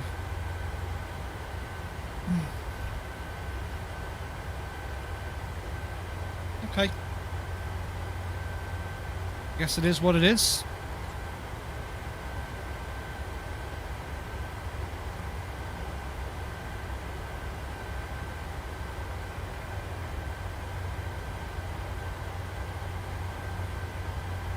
So for anyone who's just joined, we had a little bit of an issue with the pressurization system. We got up to flight level 340, but before we got there we had the cabin altitude annunciator come on, but not good. It was all down to me forgetting to put the packs on when I'd started up the engines, so not good. And that has made us make a swift dive to 10,000 feet. And we're just waiting for the pressurization system to show us that our cabin altitude is at 10,000, so we've got no pressurization difference. And hopefully our off bail will come off. We've got the valve closed all the way. As we can see, cabin climb is currently on 500 feet per minute. So just got to wait for this. You see, we're nearly getting down to 19,000 now. But the area that we're in is absolutely scattered with all of these little clusters of higher terrain. So I've just got to be careful here. So we're still following our flight plan. We haven't deviated from that yet.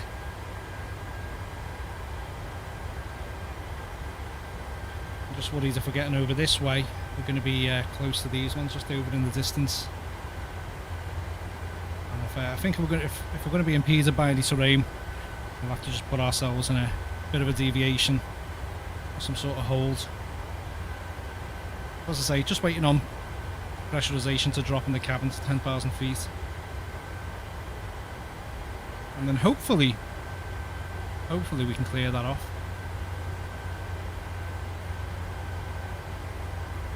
We'll see, that's the plan.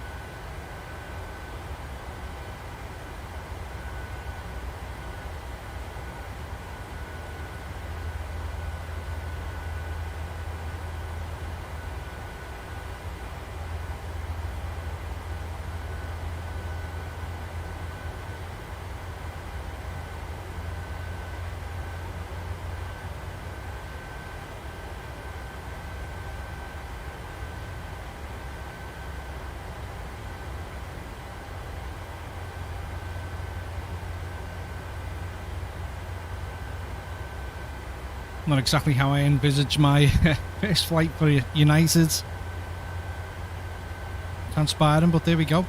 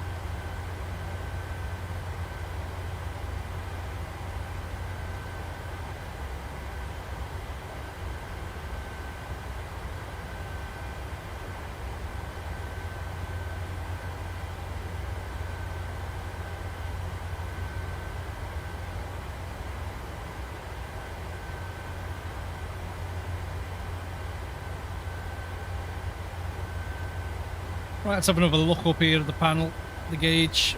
We're going to be at 10 yet. Not quite, we're at 16. Getting there.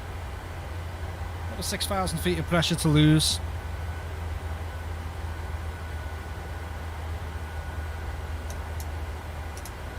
Still showing the failure. What we'll do is we'll try and clear it off.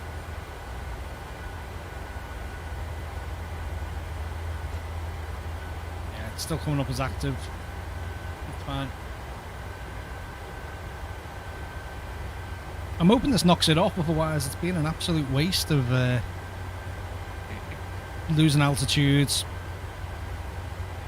reducing speed. So I'm just worried. You can probably see ahead now. This is the terrain that I was worried about earlier on. I'm hoping we're not going to have a problem. As I say, I can deviate off the course if I need to, if I feel that we're maybe not going to get the cabin pressure down in time. But yeah, just this little cluster of terrain up ahead. It'd be nice if we were threading the needle over this bit, but of course I don't think that's something we should take the risk with, especially with crash detection being on.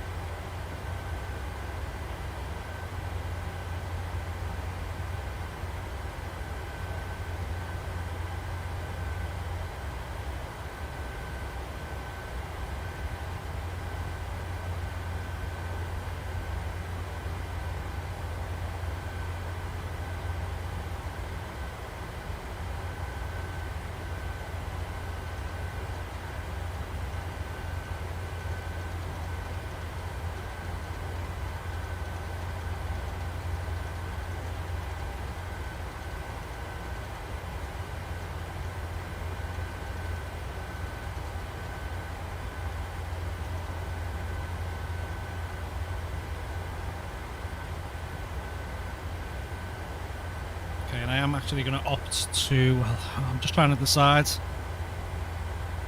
they're not actually as tall as what I initially thought. We'll get over them. Just in the distance, they look like they might be a lot larger. No, we're fine, we'll get over them.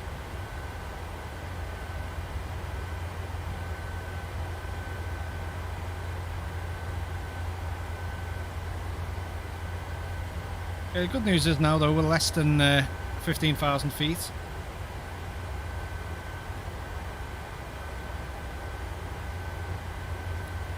So probably another 10 minutes. Hopefully we can get this cabin altitude enunciator to go out, and the auto on the pressurization system, get that failure cleared.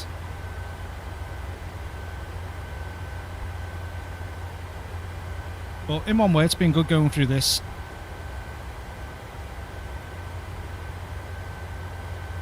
You know, I made the mistake, so I've got to pay for my sins.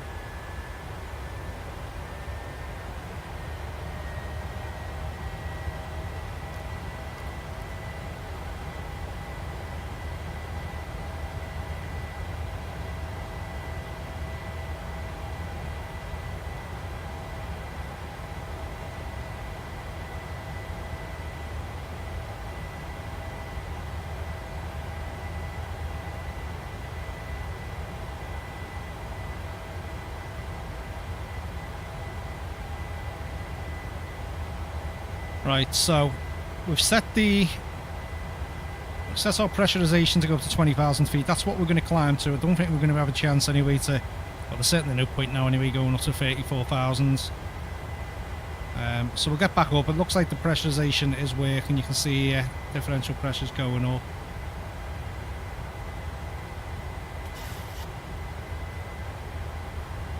So that's still keeping that set to 10,000. I don't know why that annunciator isn't going out though. That's a little bit annoying.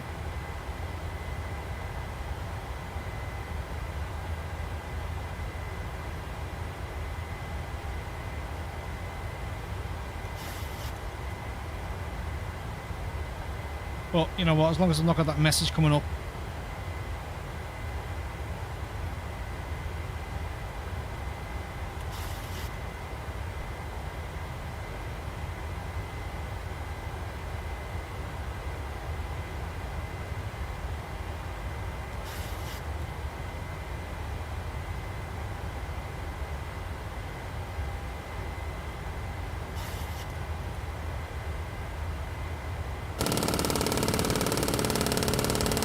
Oh, what the hell is going on here?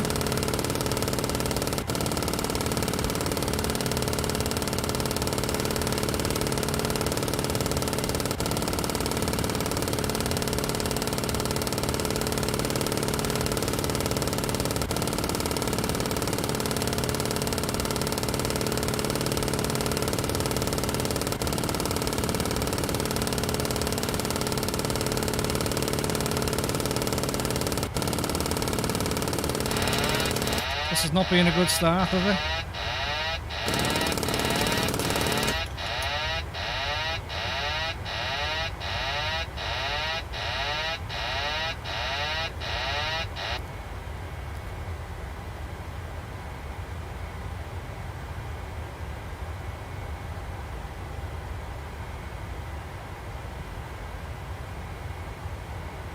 Well, there's 7 points lost straight away.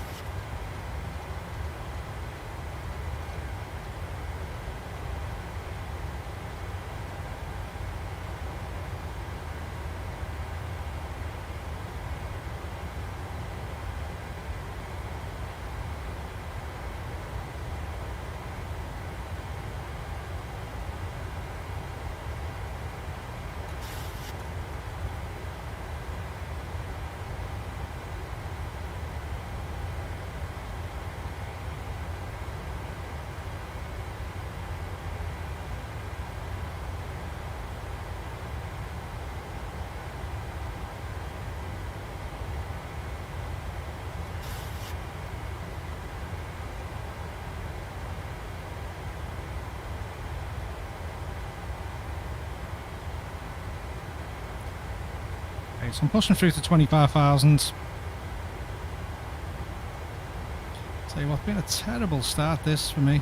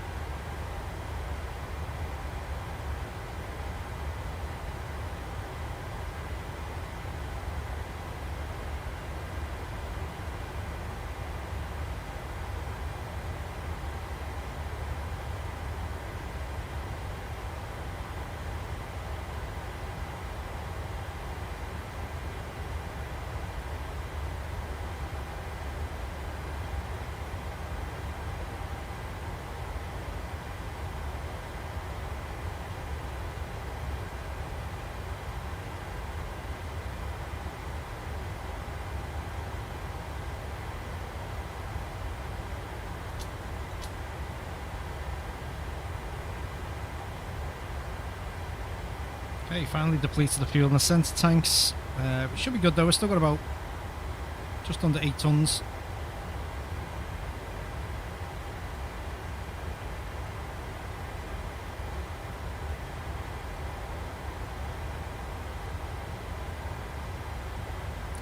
And the good news that I've just noticed, our cabin altitude annunciator light has extinguished off the panel.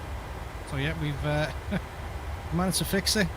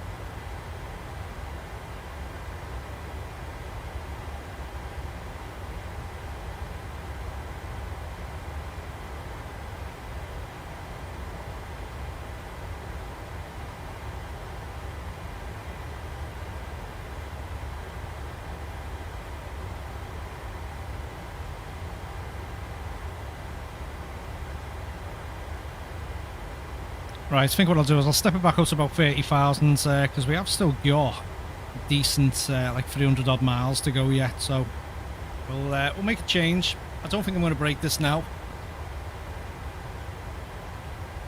Okay, well, I'll go to 31,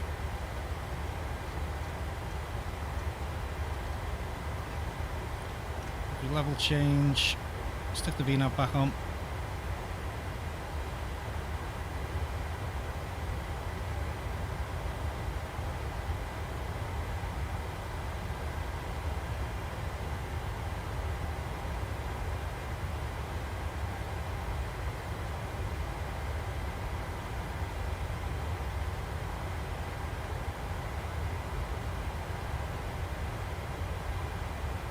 Right, so other than having a little bit of an issue with the stall, which we are going to lose points on, so that's 7 points, putting us down to a total of 93. That is our best scenario on this flight now. But again, it will get logged. You know, I don't see the point in doing one of these flights for 2.5, 3 hours. And trying to give myself a disingenuous score on a pilot's life. As much as it's good to have a little bit of a brag with friends and see who's got the highest overall rating, we can sort that out by, as I say, getting that out of our last 10 flights. So but it's been a good experience being in the 900s, and I've only got myself to blame. As I say, if I've lost points when it's been no fault of my own, and it's, you know, the aircraft, like we were having issues in the Phoenix with it, sticking to its speed in both managed and open modes, and losing points for overspeeding, you know, stuff like that. That is a real sort of issue, and I do get a little bit grumpy when, you know, I lose points on a pilot's life for something which is, you know, pretty much out of my control. But on this flight, all the problems that have sort of come about, it's just simply me not putting me packs back to auto after the initial engine start. So, you know, that's on me, and I can live with that. That's something that'll be etched into my head now that I've actually, you know, I've done that.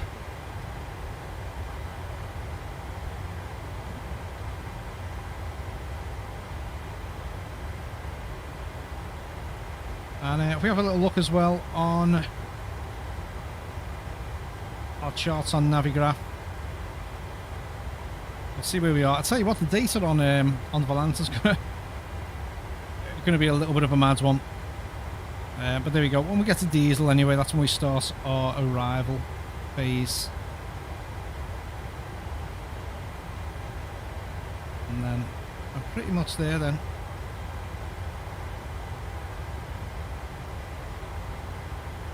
You can see we're doing the RNAV to runway 26 right.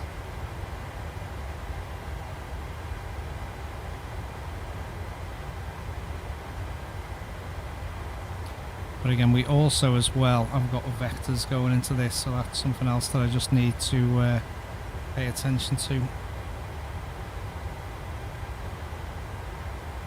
And probably what I might do, because I've been sat here literally not touching the yoke for a while, might try and hand fly this one in, just for a little bit of fun.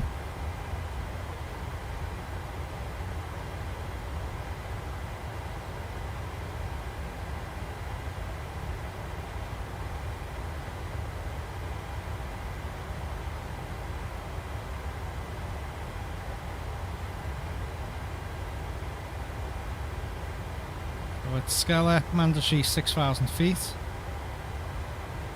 maximum 210 knots.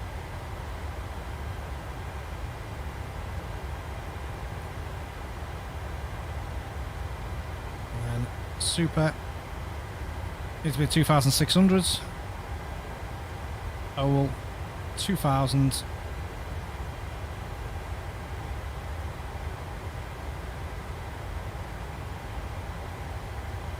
But yeah, even with what's going on, I'm not going to lie, still enjoyed it. It's been good as well, getting to the bottom of sorting out the pressurization system. You know, I feel happy that we've managed to work around that.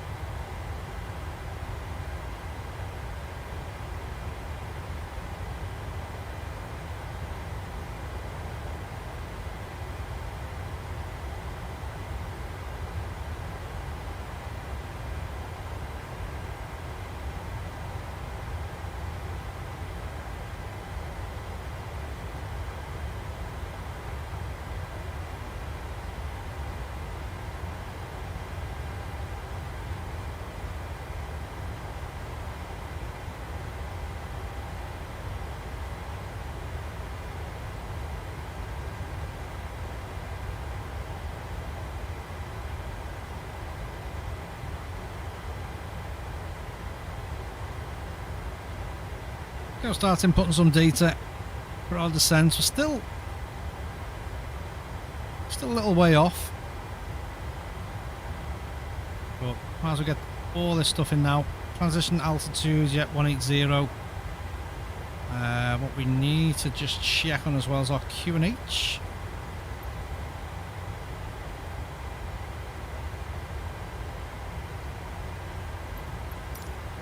Now, I am in the States, and I'm in inches, so...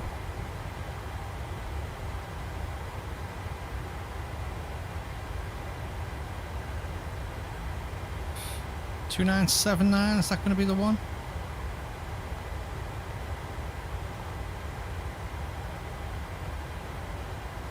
Yeah, invalid.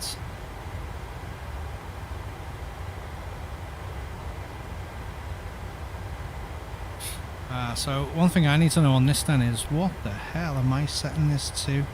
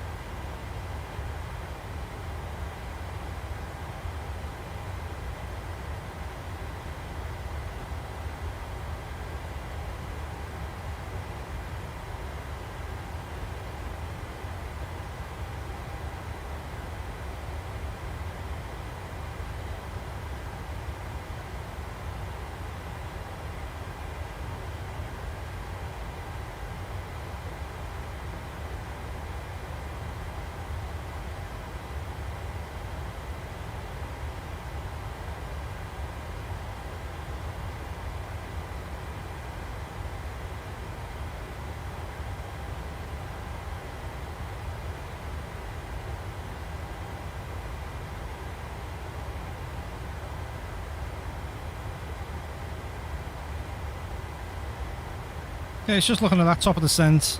As you can see there, it's probably about, what, 280 miles away? Something like that.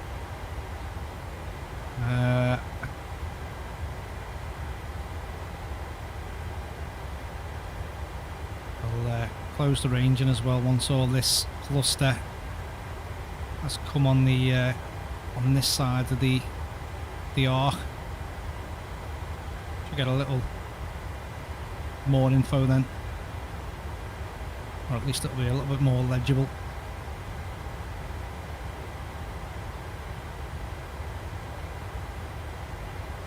But yeah, if you wonder what this navigation line is here, this is the one that was set on the plan earlier on, which is what we're having to vector off, or be vectored off.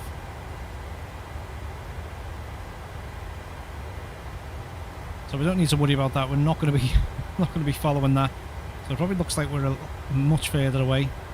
seeing that line on the ND. But the airport is just in this little cluster here.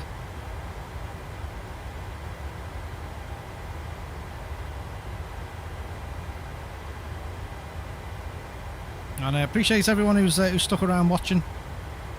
Thank you very much. As I say, I know the flight's not gone sort of plain sailing as the other ones as of late, but as I say, we've experienced something, learned from it, well, hopefully. At the end of the day, I'm still getting about 3 hours worth of pay at, what was it, like 55 an hour? So, can't say no to that.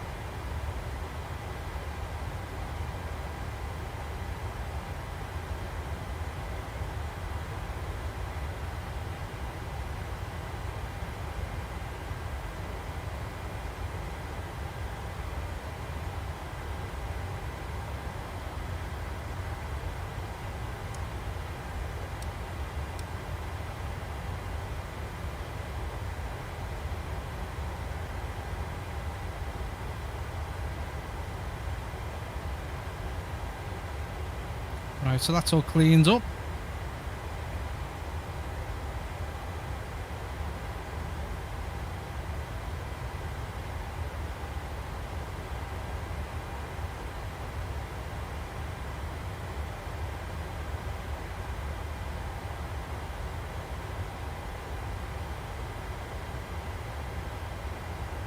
Yeah, no, that's fine. Altitude target is absolutely fine. Let's say we're flying lower than our plan at the moment.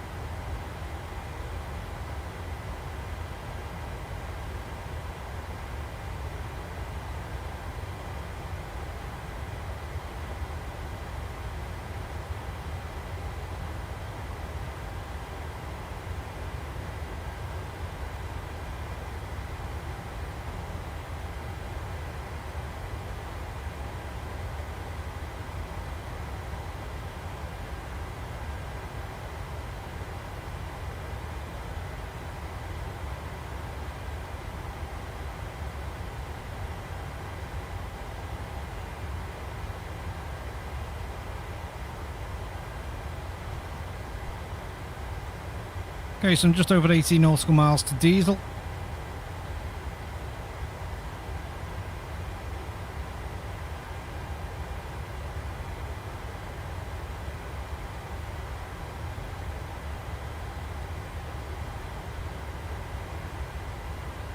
And then import says we're going to be at flight level 190. So again, if anyone's joined late to this and you're wondering why I haven't gone up to flight level 340, we had a little bit of a pressurization issue.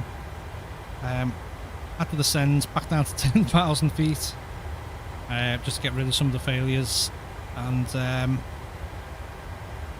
just get all this coming back up with no difference.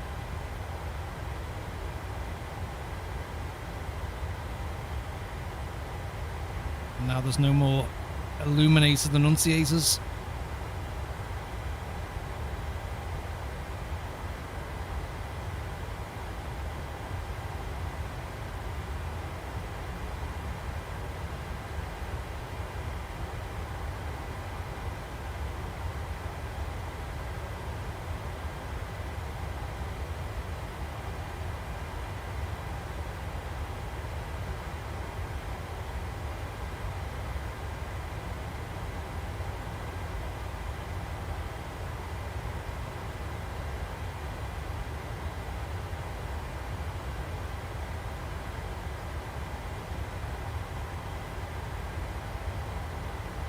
Shouldn't be too long now until we land.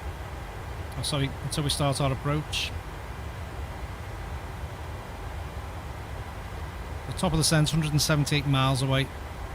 Estimating we're going to get there at 1914.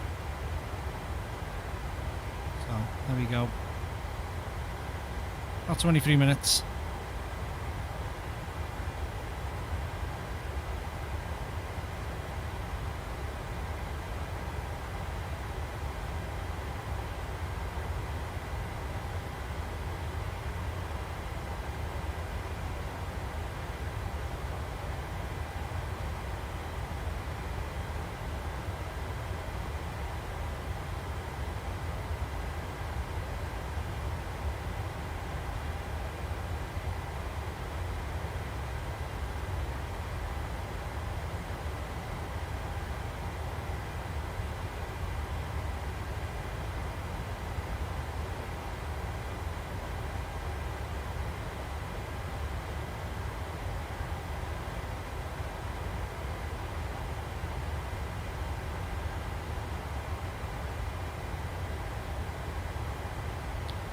Let's see if we've got anyone around us.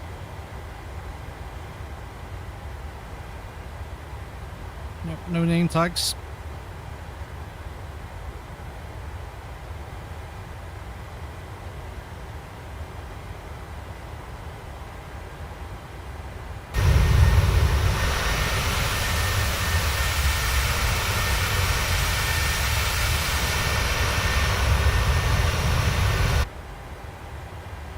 Absolutely no one.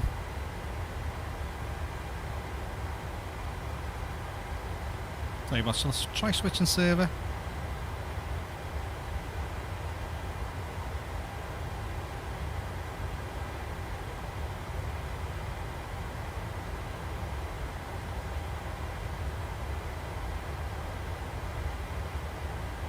See if we have any more luck on the USA servers.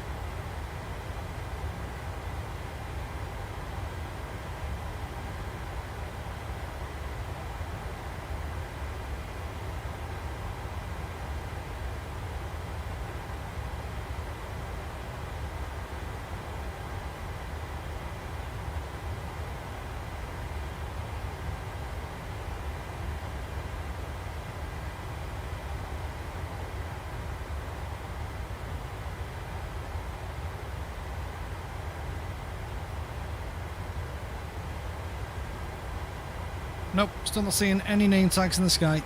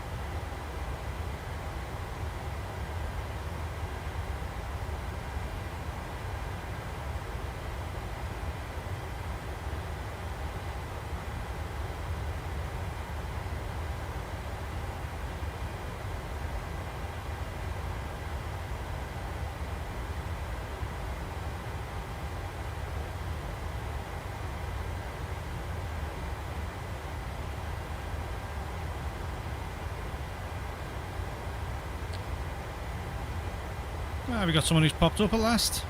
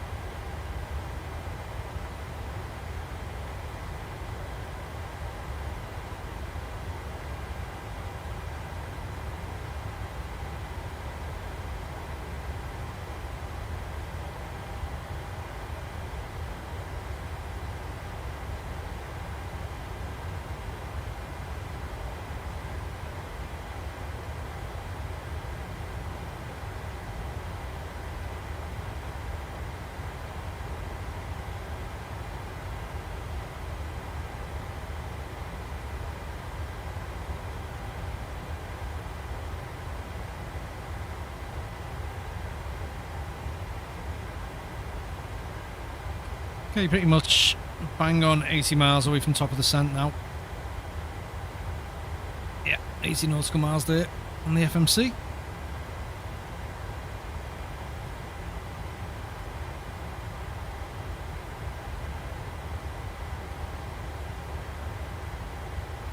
We're just under 200 miles away from our destination.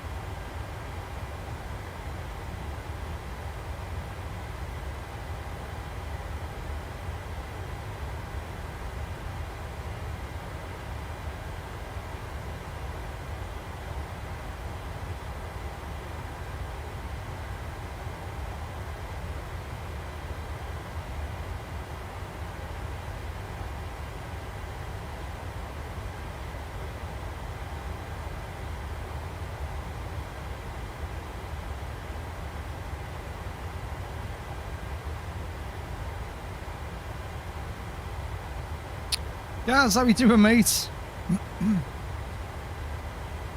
Welcome in, fella. Hope you had a good night. Have you had a chance yet to try out your flight stick, or have you been up to other things, mate?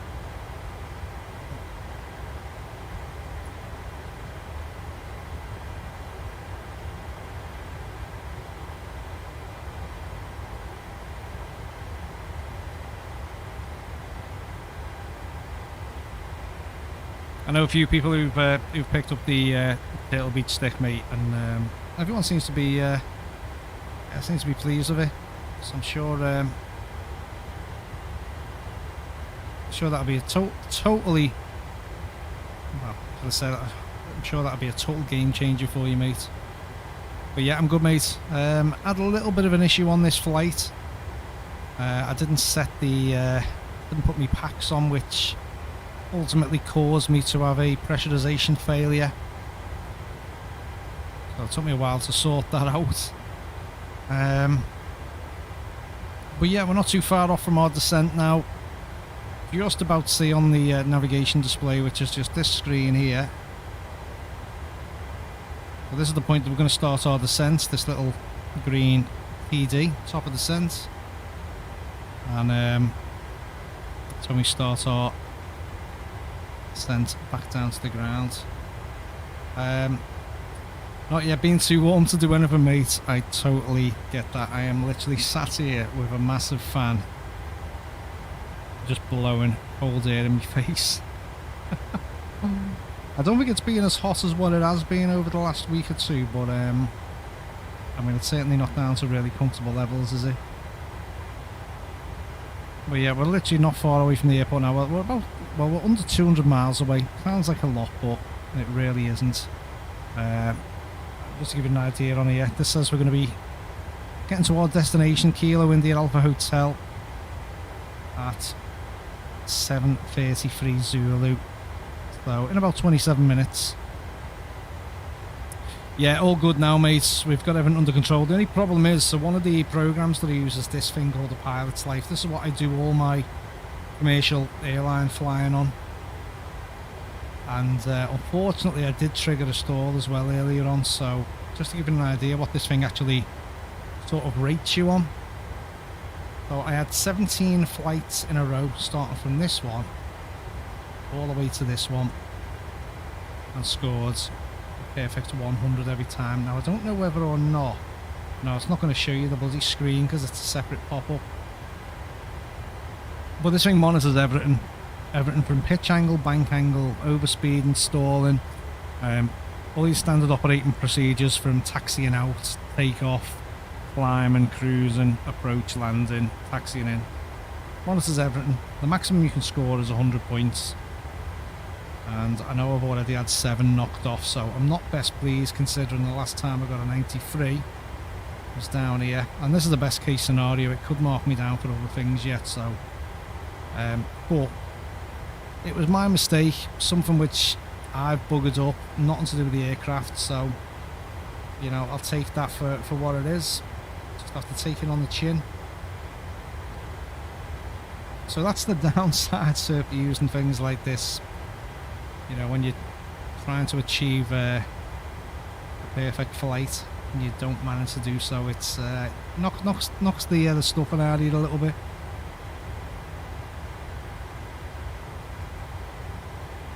I've also got Navigraph up and running, what I use for all my charts. Oh, I put the right one on there.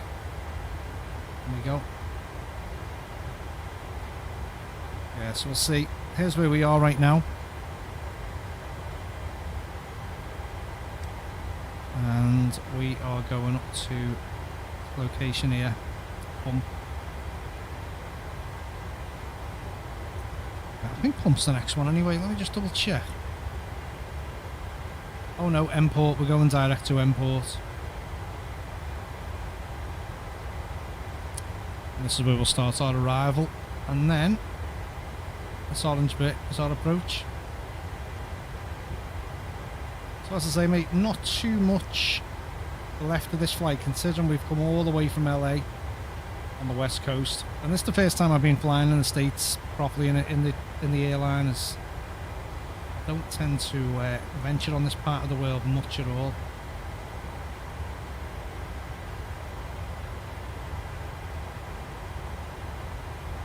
Big boy with this noob right here. Cheers, mate. Appreciate that. Yeah, they can be messing around with like bindings, settings, all sorts, mate. Like in terms of your sensitivity, I imagine out the box that shouldn't actually be too bad. But then it's how you configure all the buttons that are on it. I mean, they might all automatically be assigned to like a default profile. But the good thing is you'll be able to, you know, change buttons around and stuff to pretty much how you want it to be set up. So it shouldn't be too bad. The only thing that I found is when I got my first stick, it then become a very slippery slope, and before you knew it, I had a throttle quadrant, I had a yoke, and then I was like, damn, I really need a set of rudder pedals. But of course, only invest in stuff like that if you think you're going to be, you know, if you can put it to use, if you've got the time to spend on the simulator.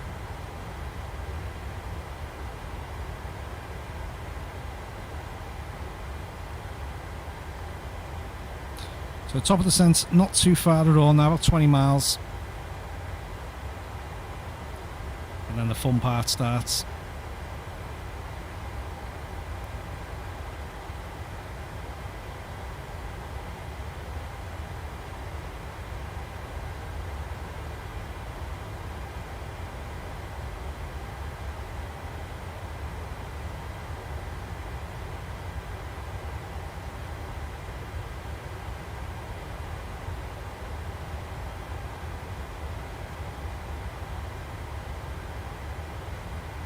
I think Big Boy's only hung around as long as he wants to see me fail at the landing now, don't you, mate? You're probably thinking, oh, he's already had an issue with his pressurization in the cockpit. What else can go wrong? Yeah, I'll be happy if I've got a score of 91 or 92, and I know I'm not going to get more than 93.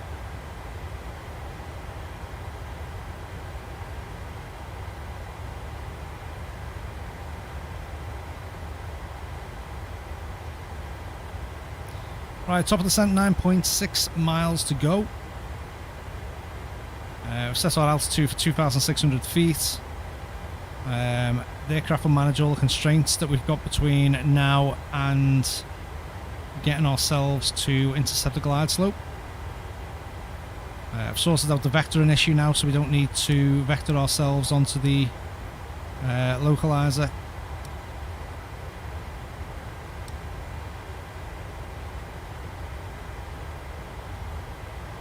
What's what you've been doing for 2 hours, mate? Messing around with mods.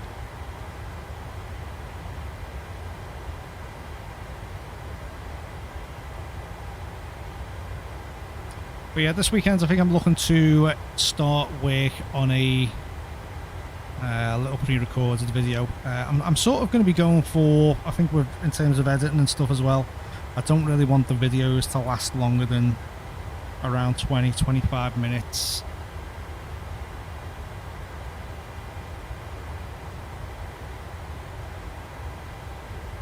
Oh nice, you've had things to do anyway, keep you busy then. These all free ones that you've managed to pick up, mate, or are you've been spending a bit of money? Oh.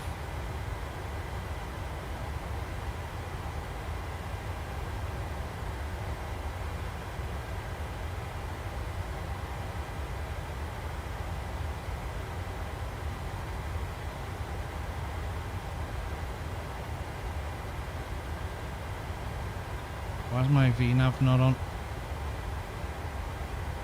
There we go.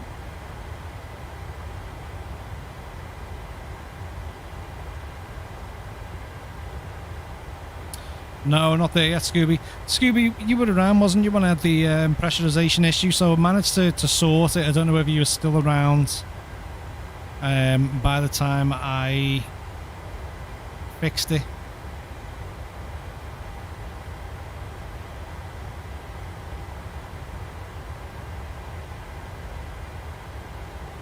But yeah, sussed it out.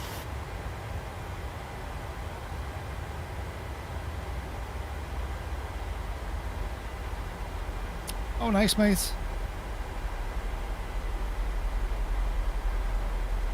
There's just one more to grab and then all the others will be compatible. Nice. Jumped in the bath, did you? So, I mean, you'd be able to watch this back, but I'm pretty sure, you know, it won't be interesting enough for you to do so. Basically, what I had to do was descend to 10,000 feet. Made sure the valve was closed. And then pretty much not far off where this is currently. This is obviously starts to move back to the down position now because it's managing it for us. But when the valve is closed, that sits at 500 or negative 500 feet per minute. So what I had to do was I had to set my altitude to 10,000 feet, obviously providing there was no high terrain. And when I got down to 10,000 feet,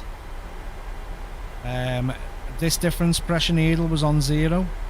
I had to wait for the small cabin altitude one, which was originally at around, what, 34. I had to wait for that to slowly move round. And when I say slowly, bear in mind this is every little tick on here is 1,000 feet. I had to wait till it got to 10. So you might as well say there's 25.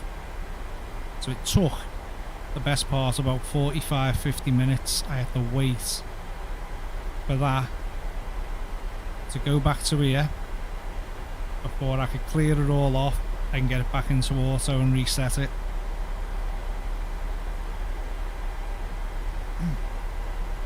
But do you know what? I know what it is now, don't I? I've done it, so it's all good.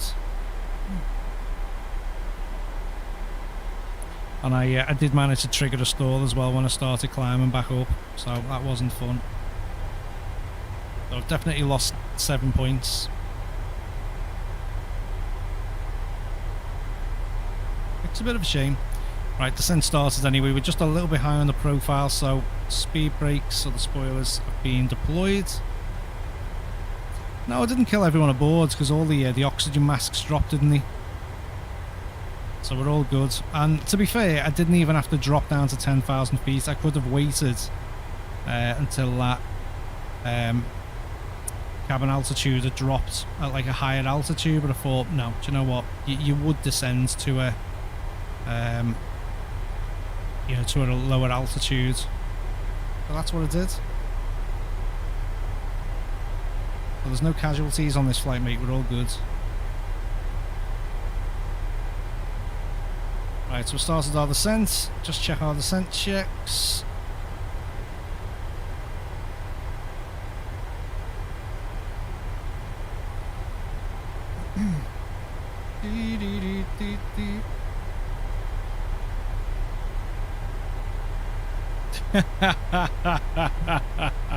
Alright, we're not going into it in that much detail.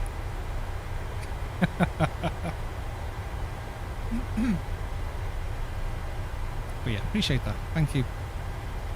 I thought I'd done a splendid job.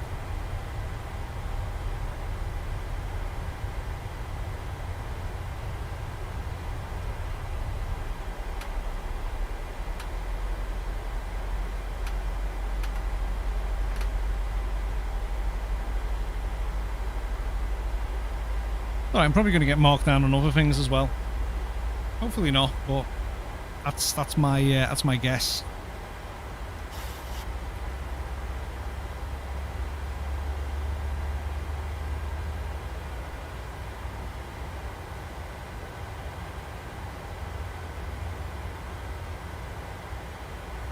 Right, just going to get our barometer reading. 2979.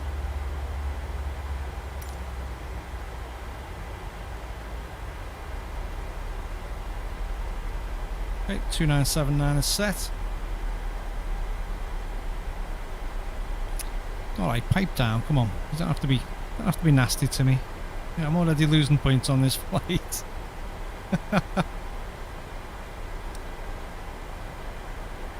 But no, I was saying earlier on in the stream, you know, if it's an issue like what I had in the Phoenix the other week where it just wasn't sticking to its speed in both managed and open modes, and it was just blitzing through it, you know, that sort of stuff starts getting on my nerves. Something like this, which I've never done, by the way, in the 737, so this is a first, but if it's something like, you know, making a simple mistake of forgetting to switch the packs back on, then I can live with that, you know, because that's something that I've done.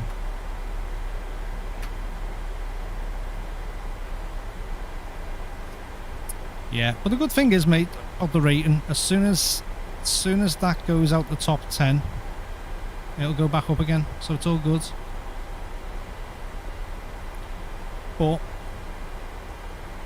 I don't know why I'm too fixated on it anyway, because it's only like a little bit of a game, or a little bit of a, you know, having fun with like people on your lead, on your friends list, isn't it? Thing is, I'm at a 5-star airline, which I have been at before, but I'm at an airline and I'm happy to be at now. I'm getting paid a lot more than what I was on, and yeah, I suppose rating doesn't really mean much, but it'll go back up, don't you worry. If I can get 17 perfect scores in a row, mate, I can do it again. Won't be this flight, but I can do it again. Yeah, that's it. I mean, do you know what? If I literally just spent all my time on a pilot's life, I'd probably be the same, honestly.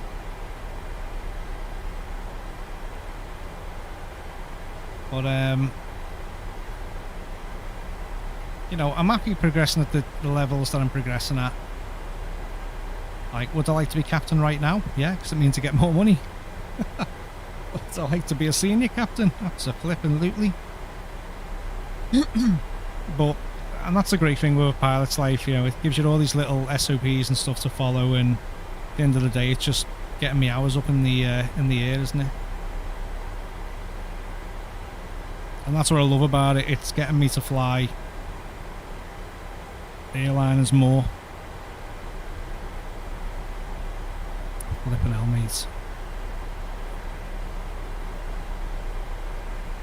Flippin' hell. About 12,000, 13,000 more than me. Right, so we're still on profile. 14,300.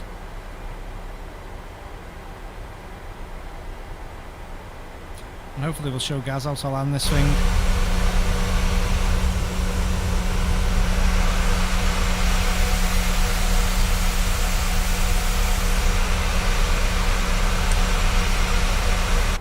So I've just got on the normal one, mate. I've gone on the worry-free because like, don't get me wrong, there's some weeks where I would definitely put in both the hours and, you know, the amount of time, and then there's other weeks that I wouldn't. And I know you can, like, you know, change your contract on a week-to-week basis, so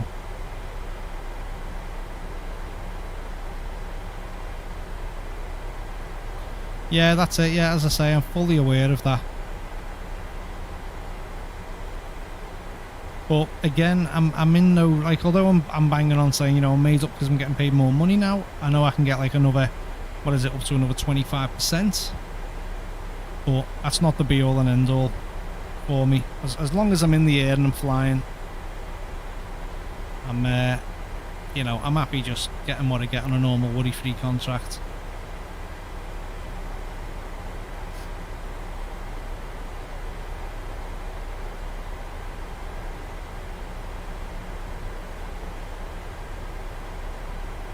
Delay is bad. I think Big Boy said it wasn't too bad. There might be a few settings I can change anyway. I've literally not even delved into like the latency and stuff like that, so I'll have a little mess around. I won't be doing a live stream tomorrow, so when I get back from work, I'll have a little mess around and see if I can see anything in terms of delays.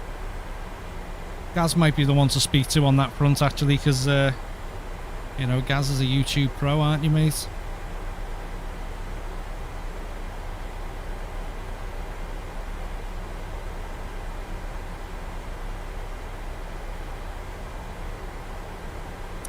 30 plus seconds.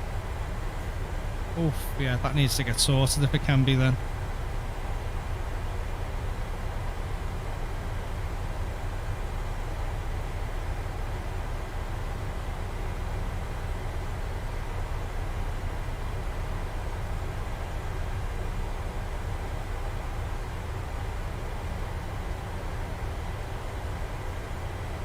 Well, I would, mate.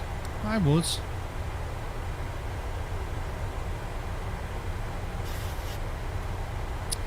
Right, 10,000 feet. So let's have a little look at our checklist.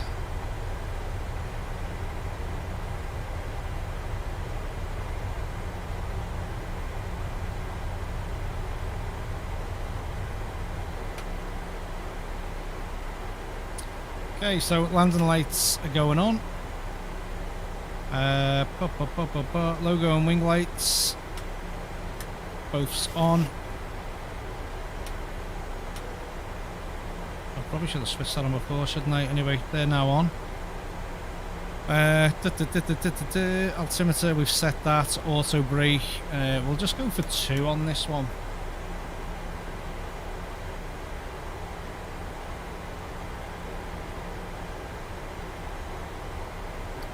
Yeah, it's only seeing if we can do anything with this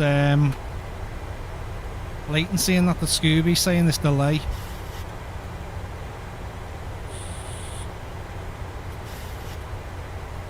I'm sure there's possibly something we can do to just minimise that. It might be just a simple setting on my end, or literally in the studio section.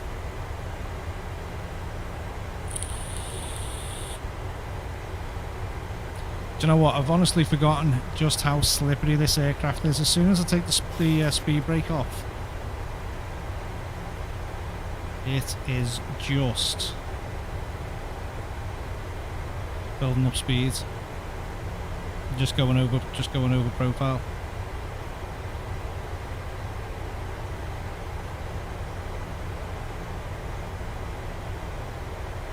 Oh, nice, mate. I'll take a little look once I've landed. Take it in the flight sim section.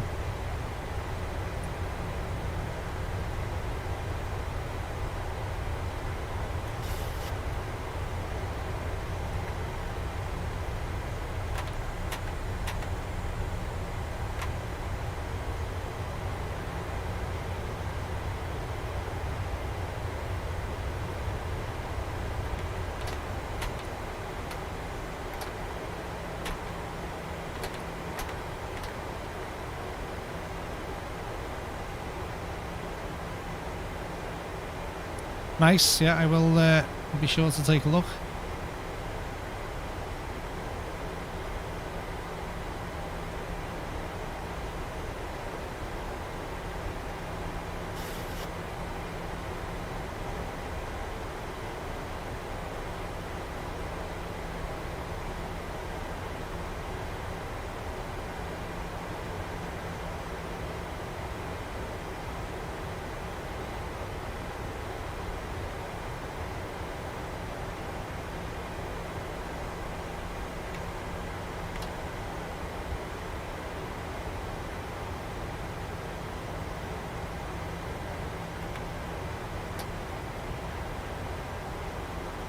Here we go, flaps going to 5.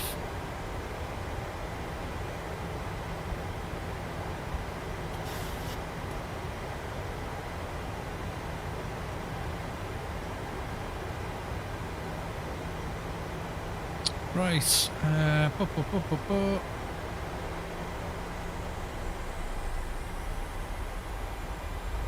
okay, got a DME of 15.4. Probably going to be around 17, 18 miles. We end up going out.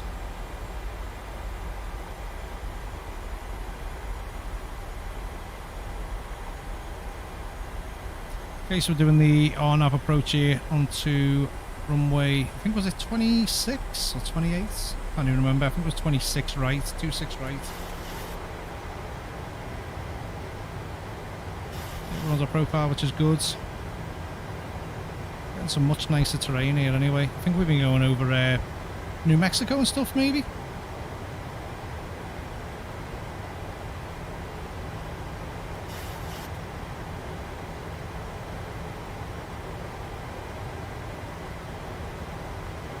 I'm just trying to remember if I need to actually arm the approach.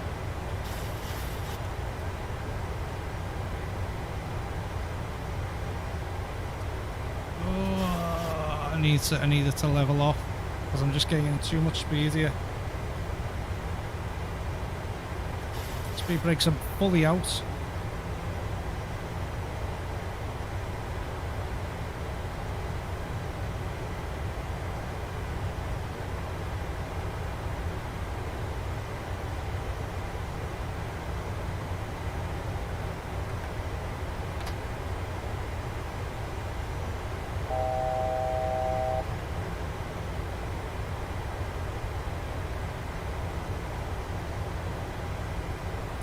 Just so slippery.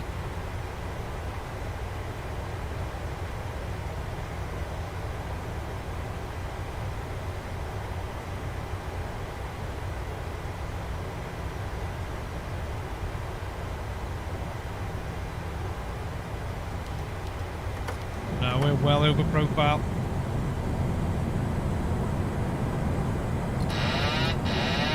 Yeah, we're going to do this ourselves.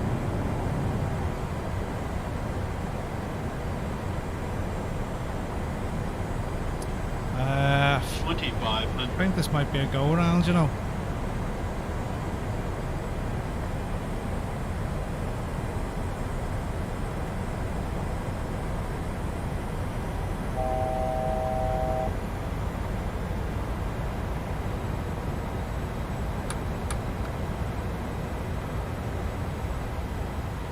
Yeah, I'm not happy with that.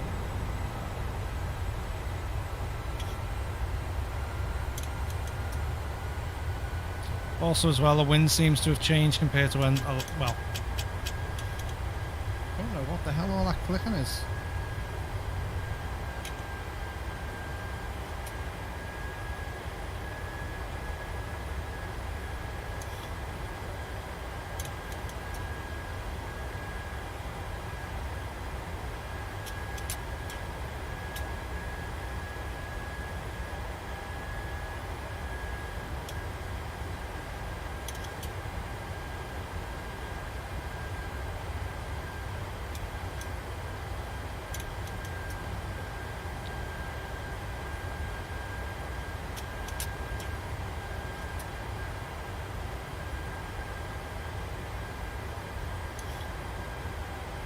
Yeah, no, I wasn't happy with how close that was getting me down.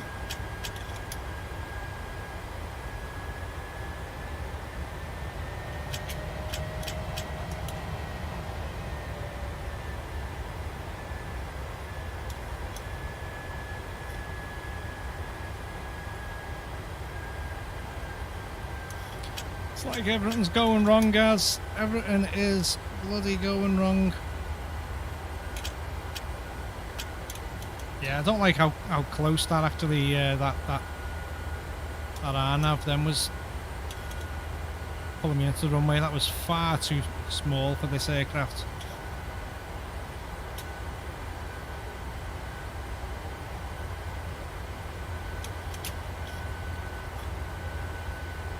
What I'll do is I'll get us down to about 2600.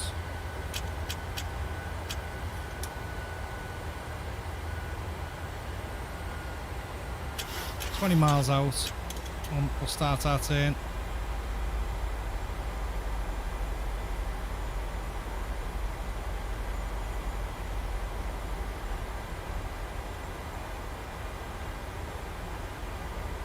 $2,500.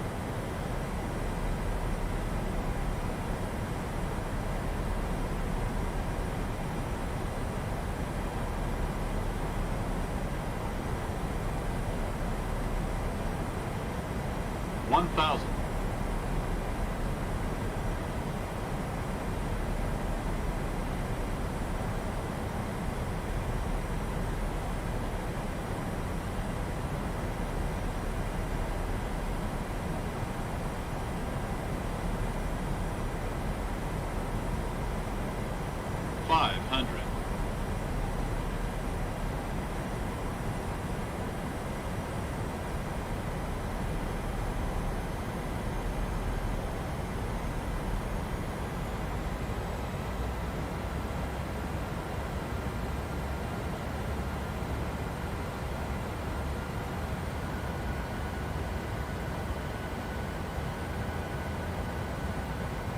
$100.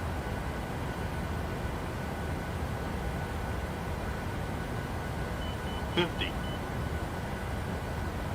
30. 20. 10.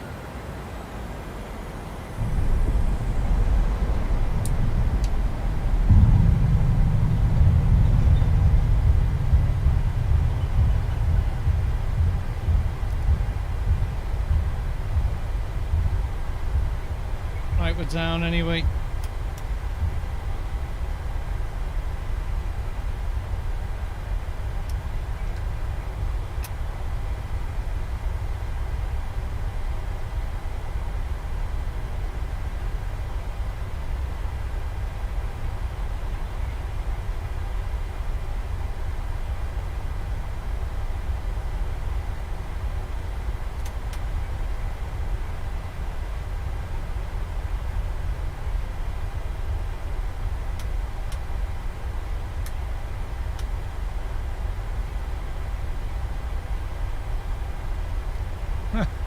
What are you saying? Ah, poor Scooby.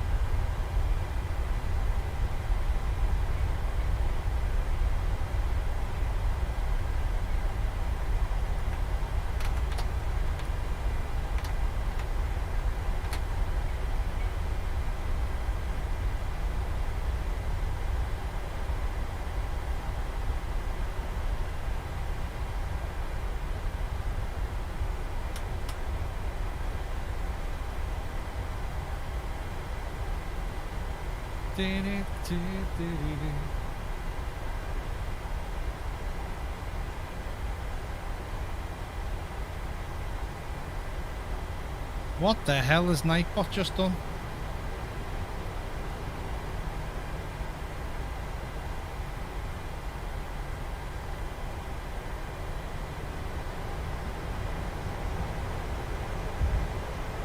Nightbot just went. I don't like the Scooby fella.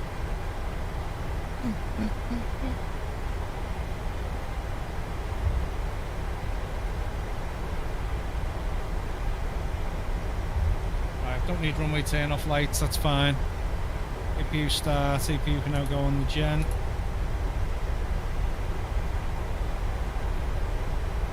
I'll have to have a look. I only added it before just so I can do like disco bloody shouts and stuff like that.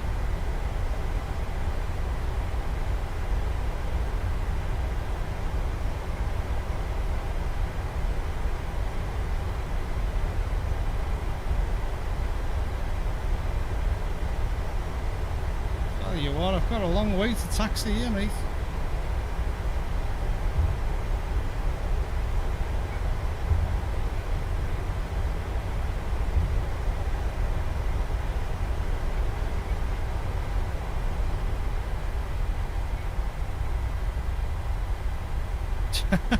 Yeah.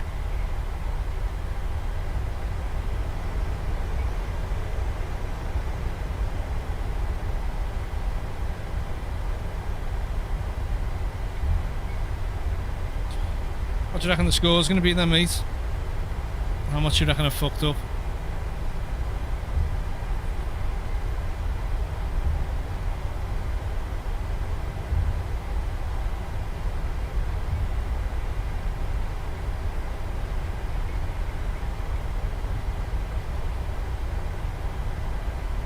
But do you know what? That's why I decided I wanted to come to the States, because I've not really flown in this part. And to be fair, I was quite limited in what airlines I could fly that were like a higher rating, like 5-star, but yet fly, you know, all the like the 737 anyway. And that's what's ultimately made me come over here.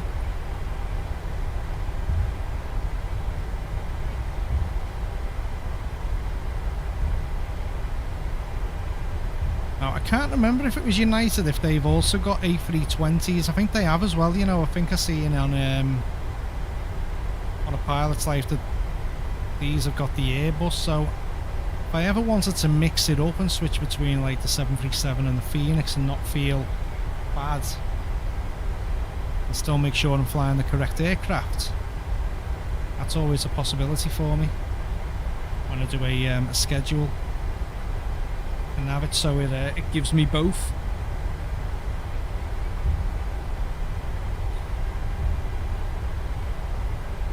See, I'll probably join something like, say, Etihad or something similar when Fly-by-Wire release the A380. I think that'll be absolutely, you know, amazing when that's out.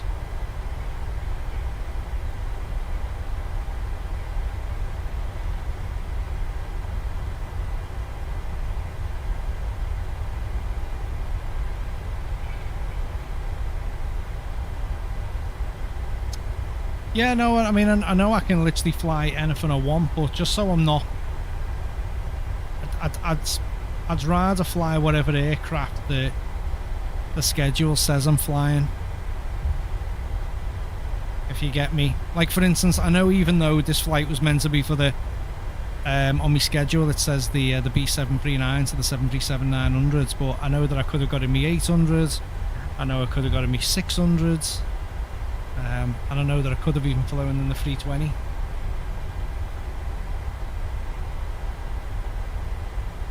Yeah, no, well that's what I'm saying, but the likes of, for instance, when I'm at Ryanair don't, they didn't operate the Phoenix, did they? Or the A320. They just operate the 737s.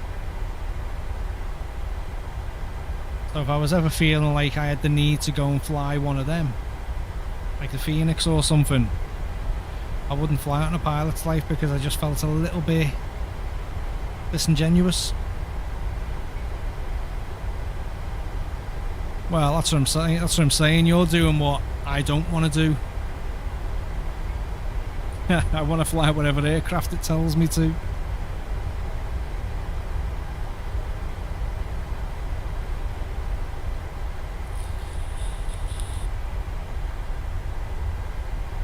Like, don't get me wrong, I've done it for a couple of flights, but I just start feeling a little bit...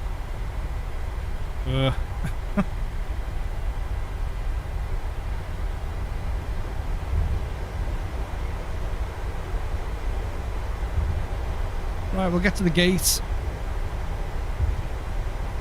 And then we'll start the passenger deboarding. Can't believe it's like 10:30, mate. I've been going for like 4 hours nearly.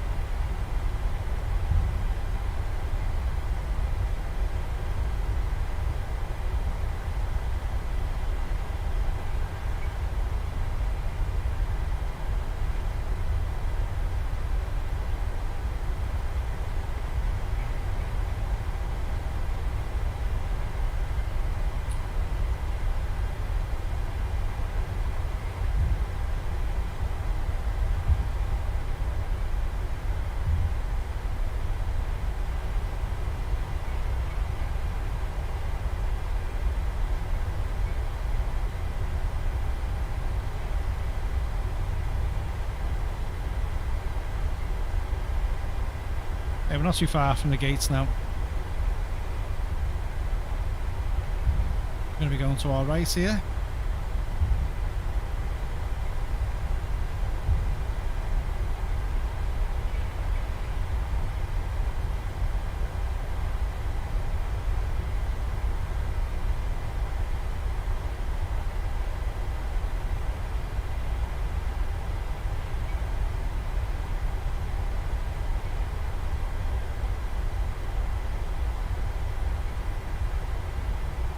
Oh, for what? Etihad?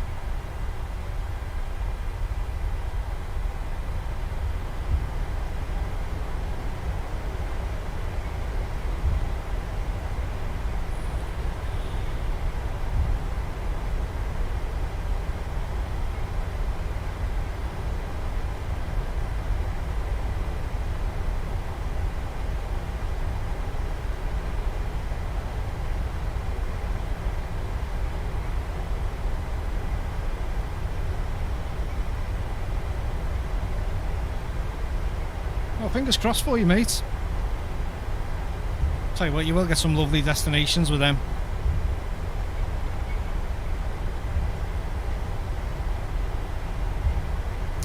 I think we'll just go over here to one of these gates.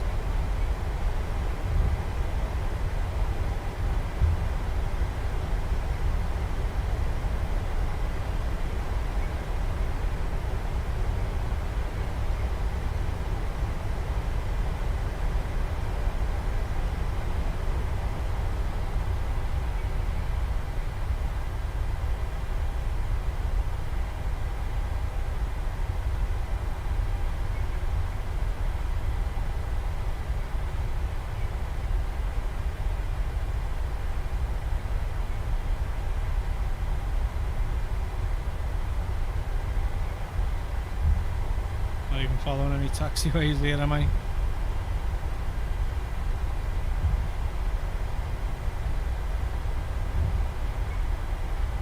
be fair, the ground markings aren't exactly what I'd call excellent here.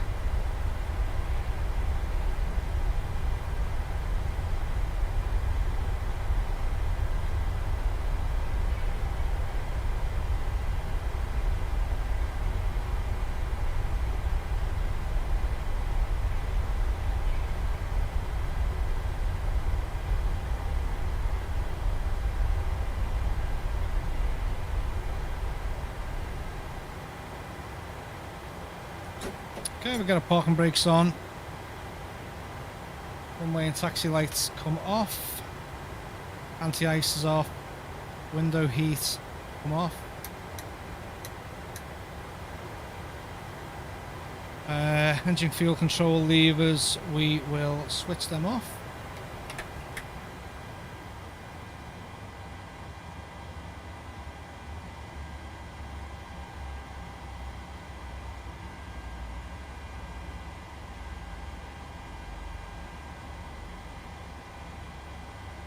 And just before I do the rest of the shutdown,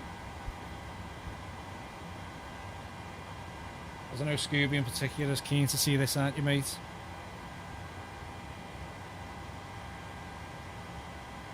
Let's have a little look and see exactly what it's given us.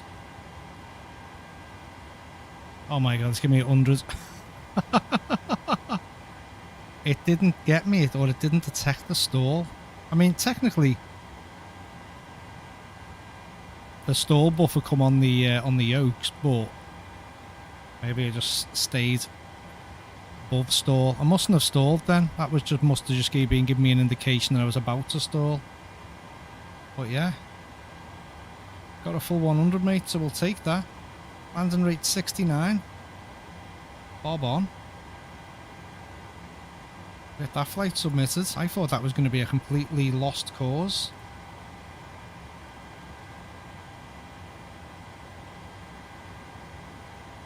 So I'm happy with that.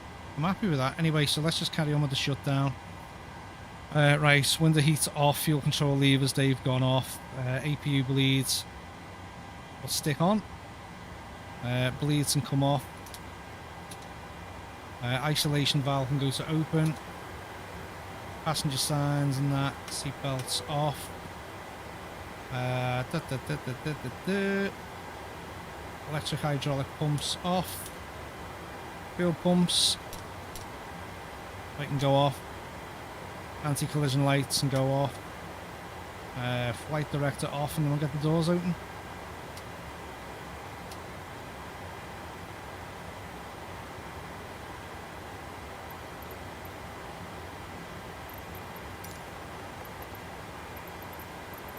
Oh, I've not got United here, eh? I'll tell you what, we'll just do Menzies.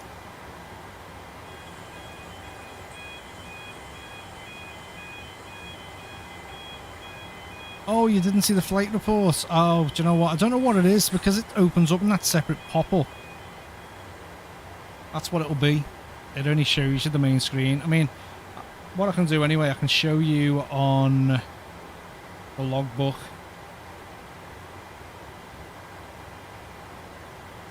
So, United Airlines, first flight for them. Let's give me 100.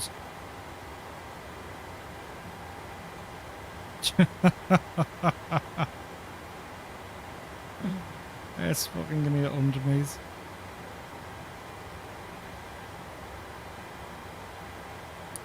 Right, passengers are deboarding.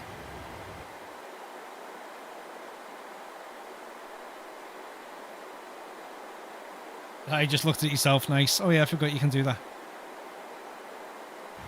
Right, okay, while they're deboarding then, doors are open. We're going to be doing a full aircraft secure. Oh. IRS2 off. We'll knock all the lights off. That's off, that's off, that's off. Packs and APU bleeds.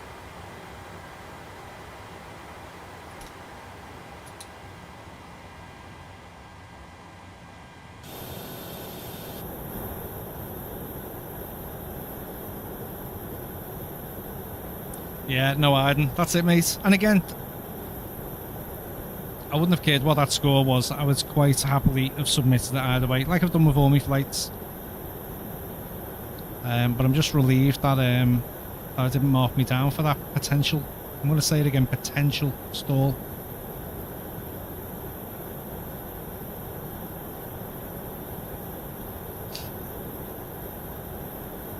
So yeah, more than happy.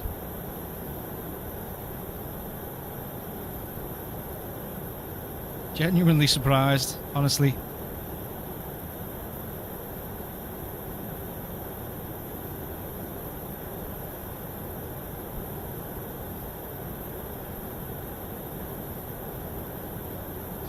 So I'll just wait for these passengers to deboard, and then we'll secure the aircraft, shut it down.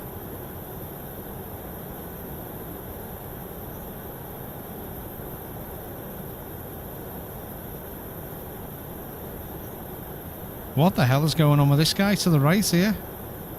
What cart is he putting that luggage into?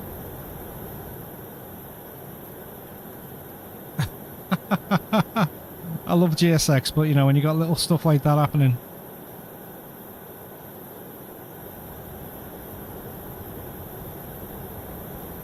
Oh, have you? 4 hours each way. I mean, I've pretty much spent, yeah, the best part of 4 hours on this one tonight.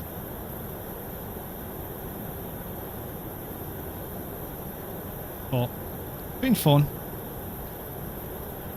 We had issues, we got through them, we got down with a soft landing. I need to hide that guy over there because that's doing me head in. What about in Turkey?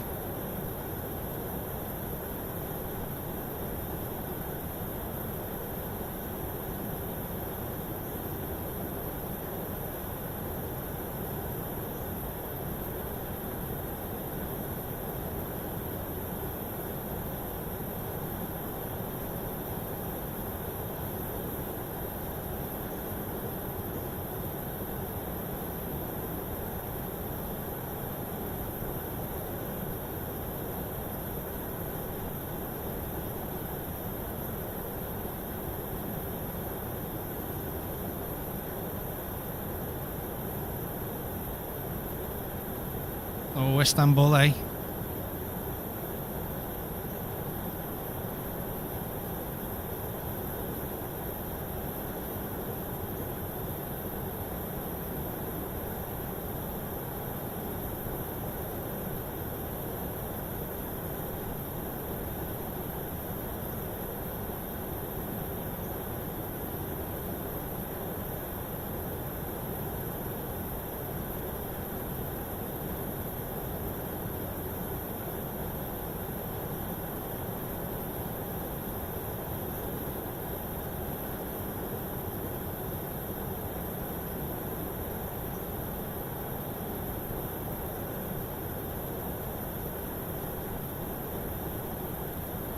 So yeah, I don't know exactly what to make of that flight. As I say, we had our issues when we were climbing initially.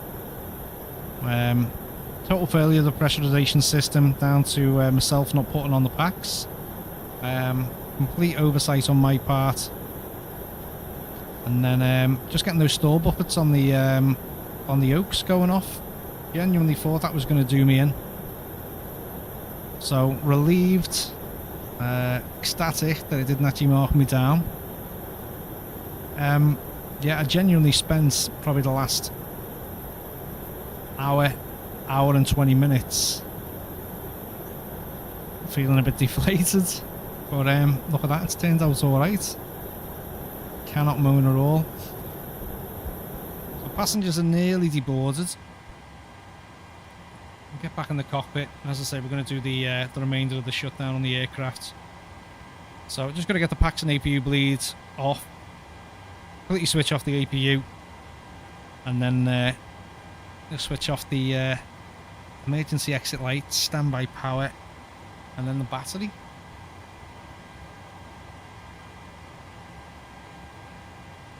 And then we're done. Scooby says he's got over an hour of flying yet to do.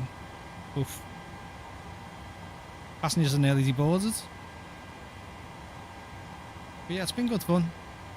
Again, regardless of whatever the outcome is on a pilot's life, it gets you in the air, it gets you flying. And that's what you want.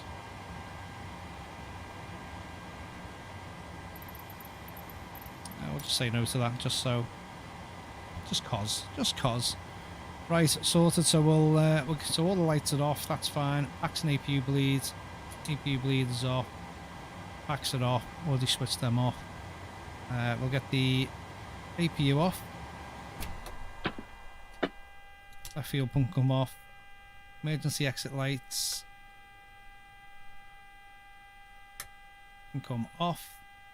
Standby power can go to off. And the main battery is off, so that is it. Done and absolutely dusted. So there we go. That was the first flight for United Airlines on a pilot's life, chapter 2 or V2. But yeah, appreciate every one of you who's popped in during the live stream. If you're watching this back post stream, thank you for checking the video out. I'm new to YouTube.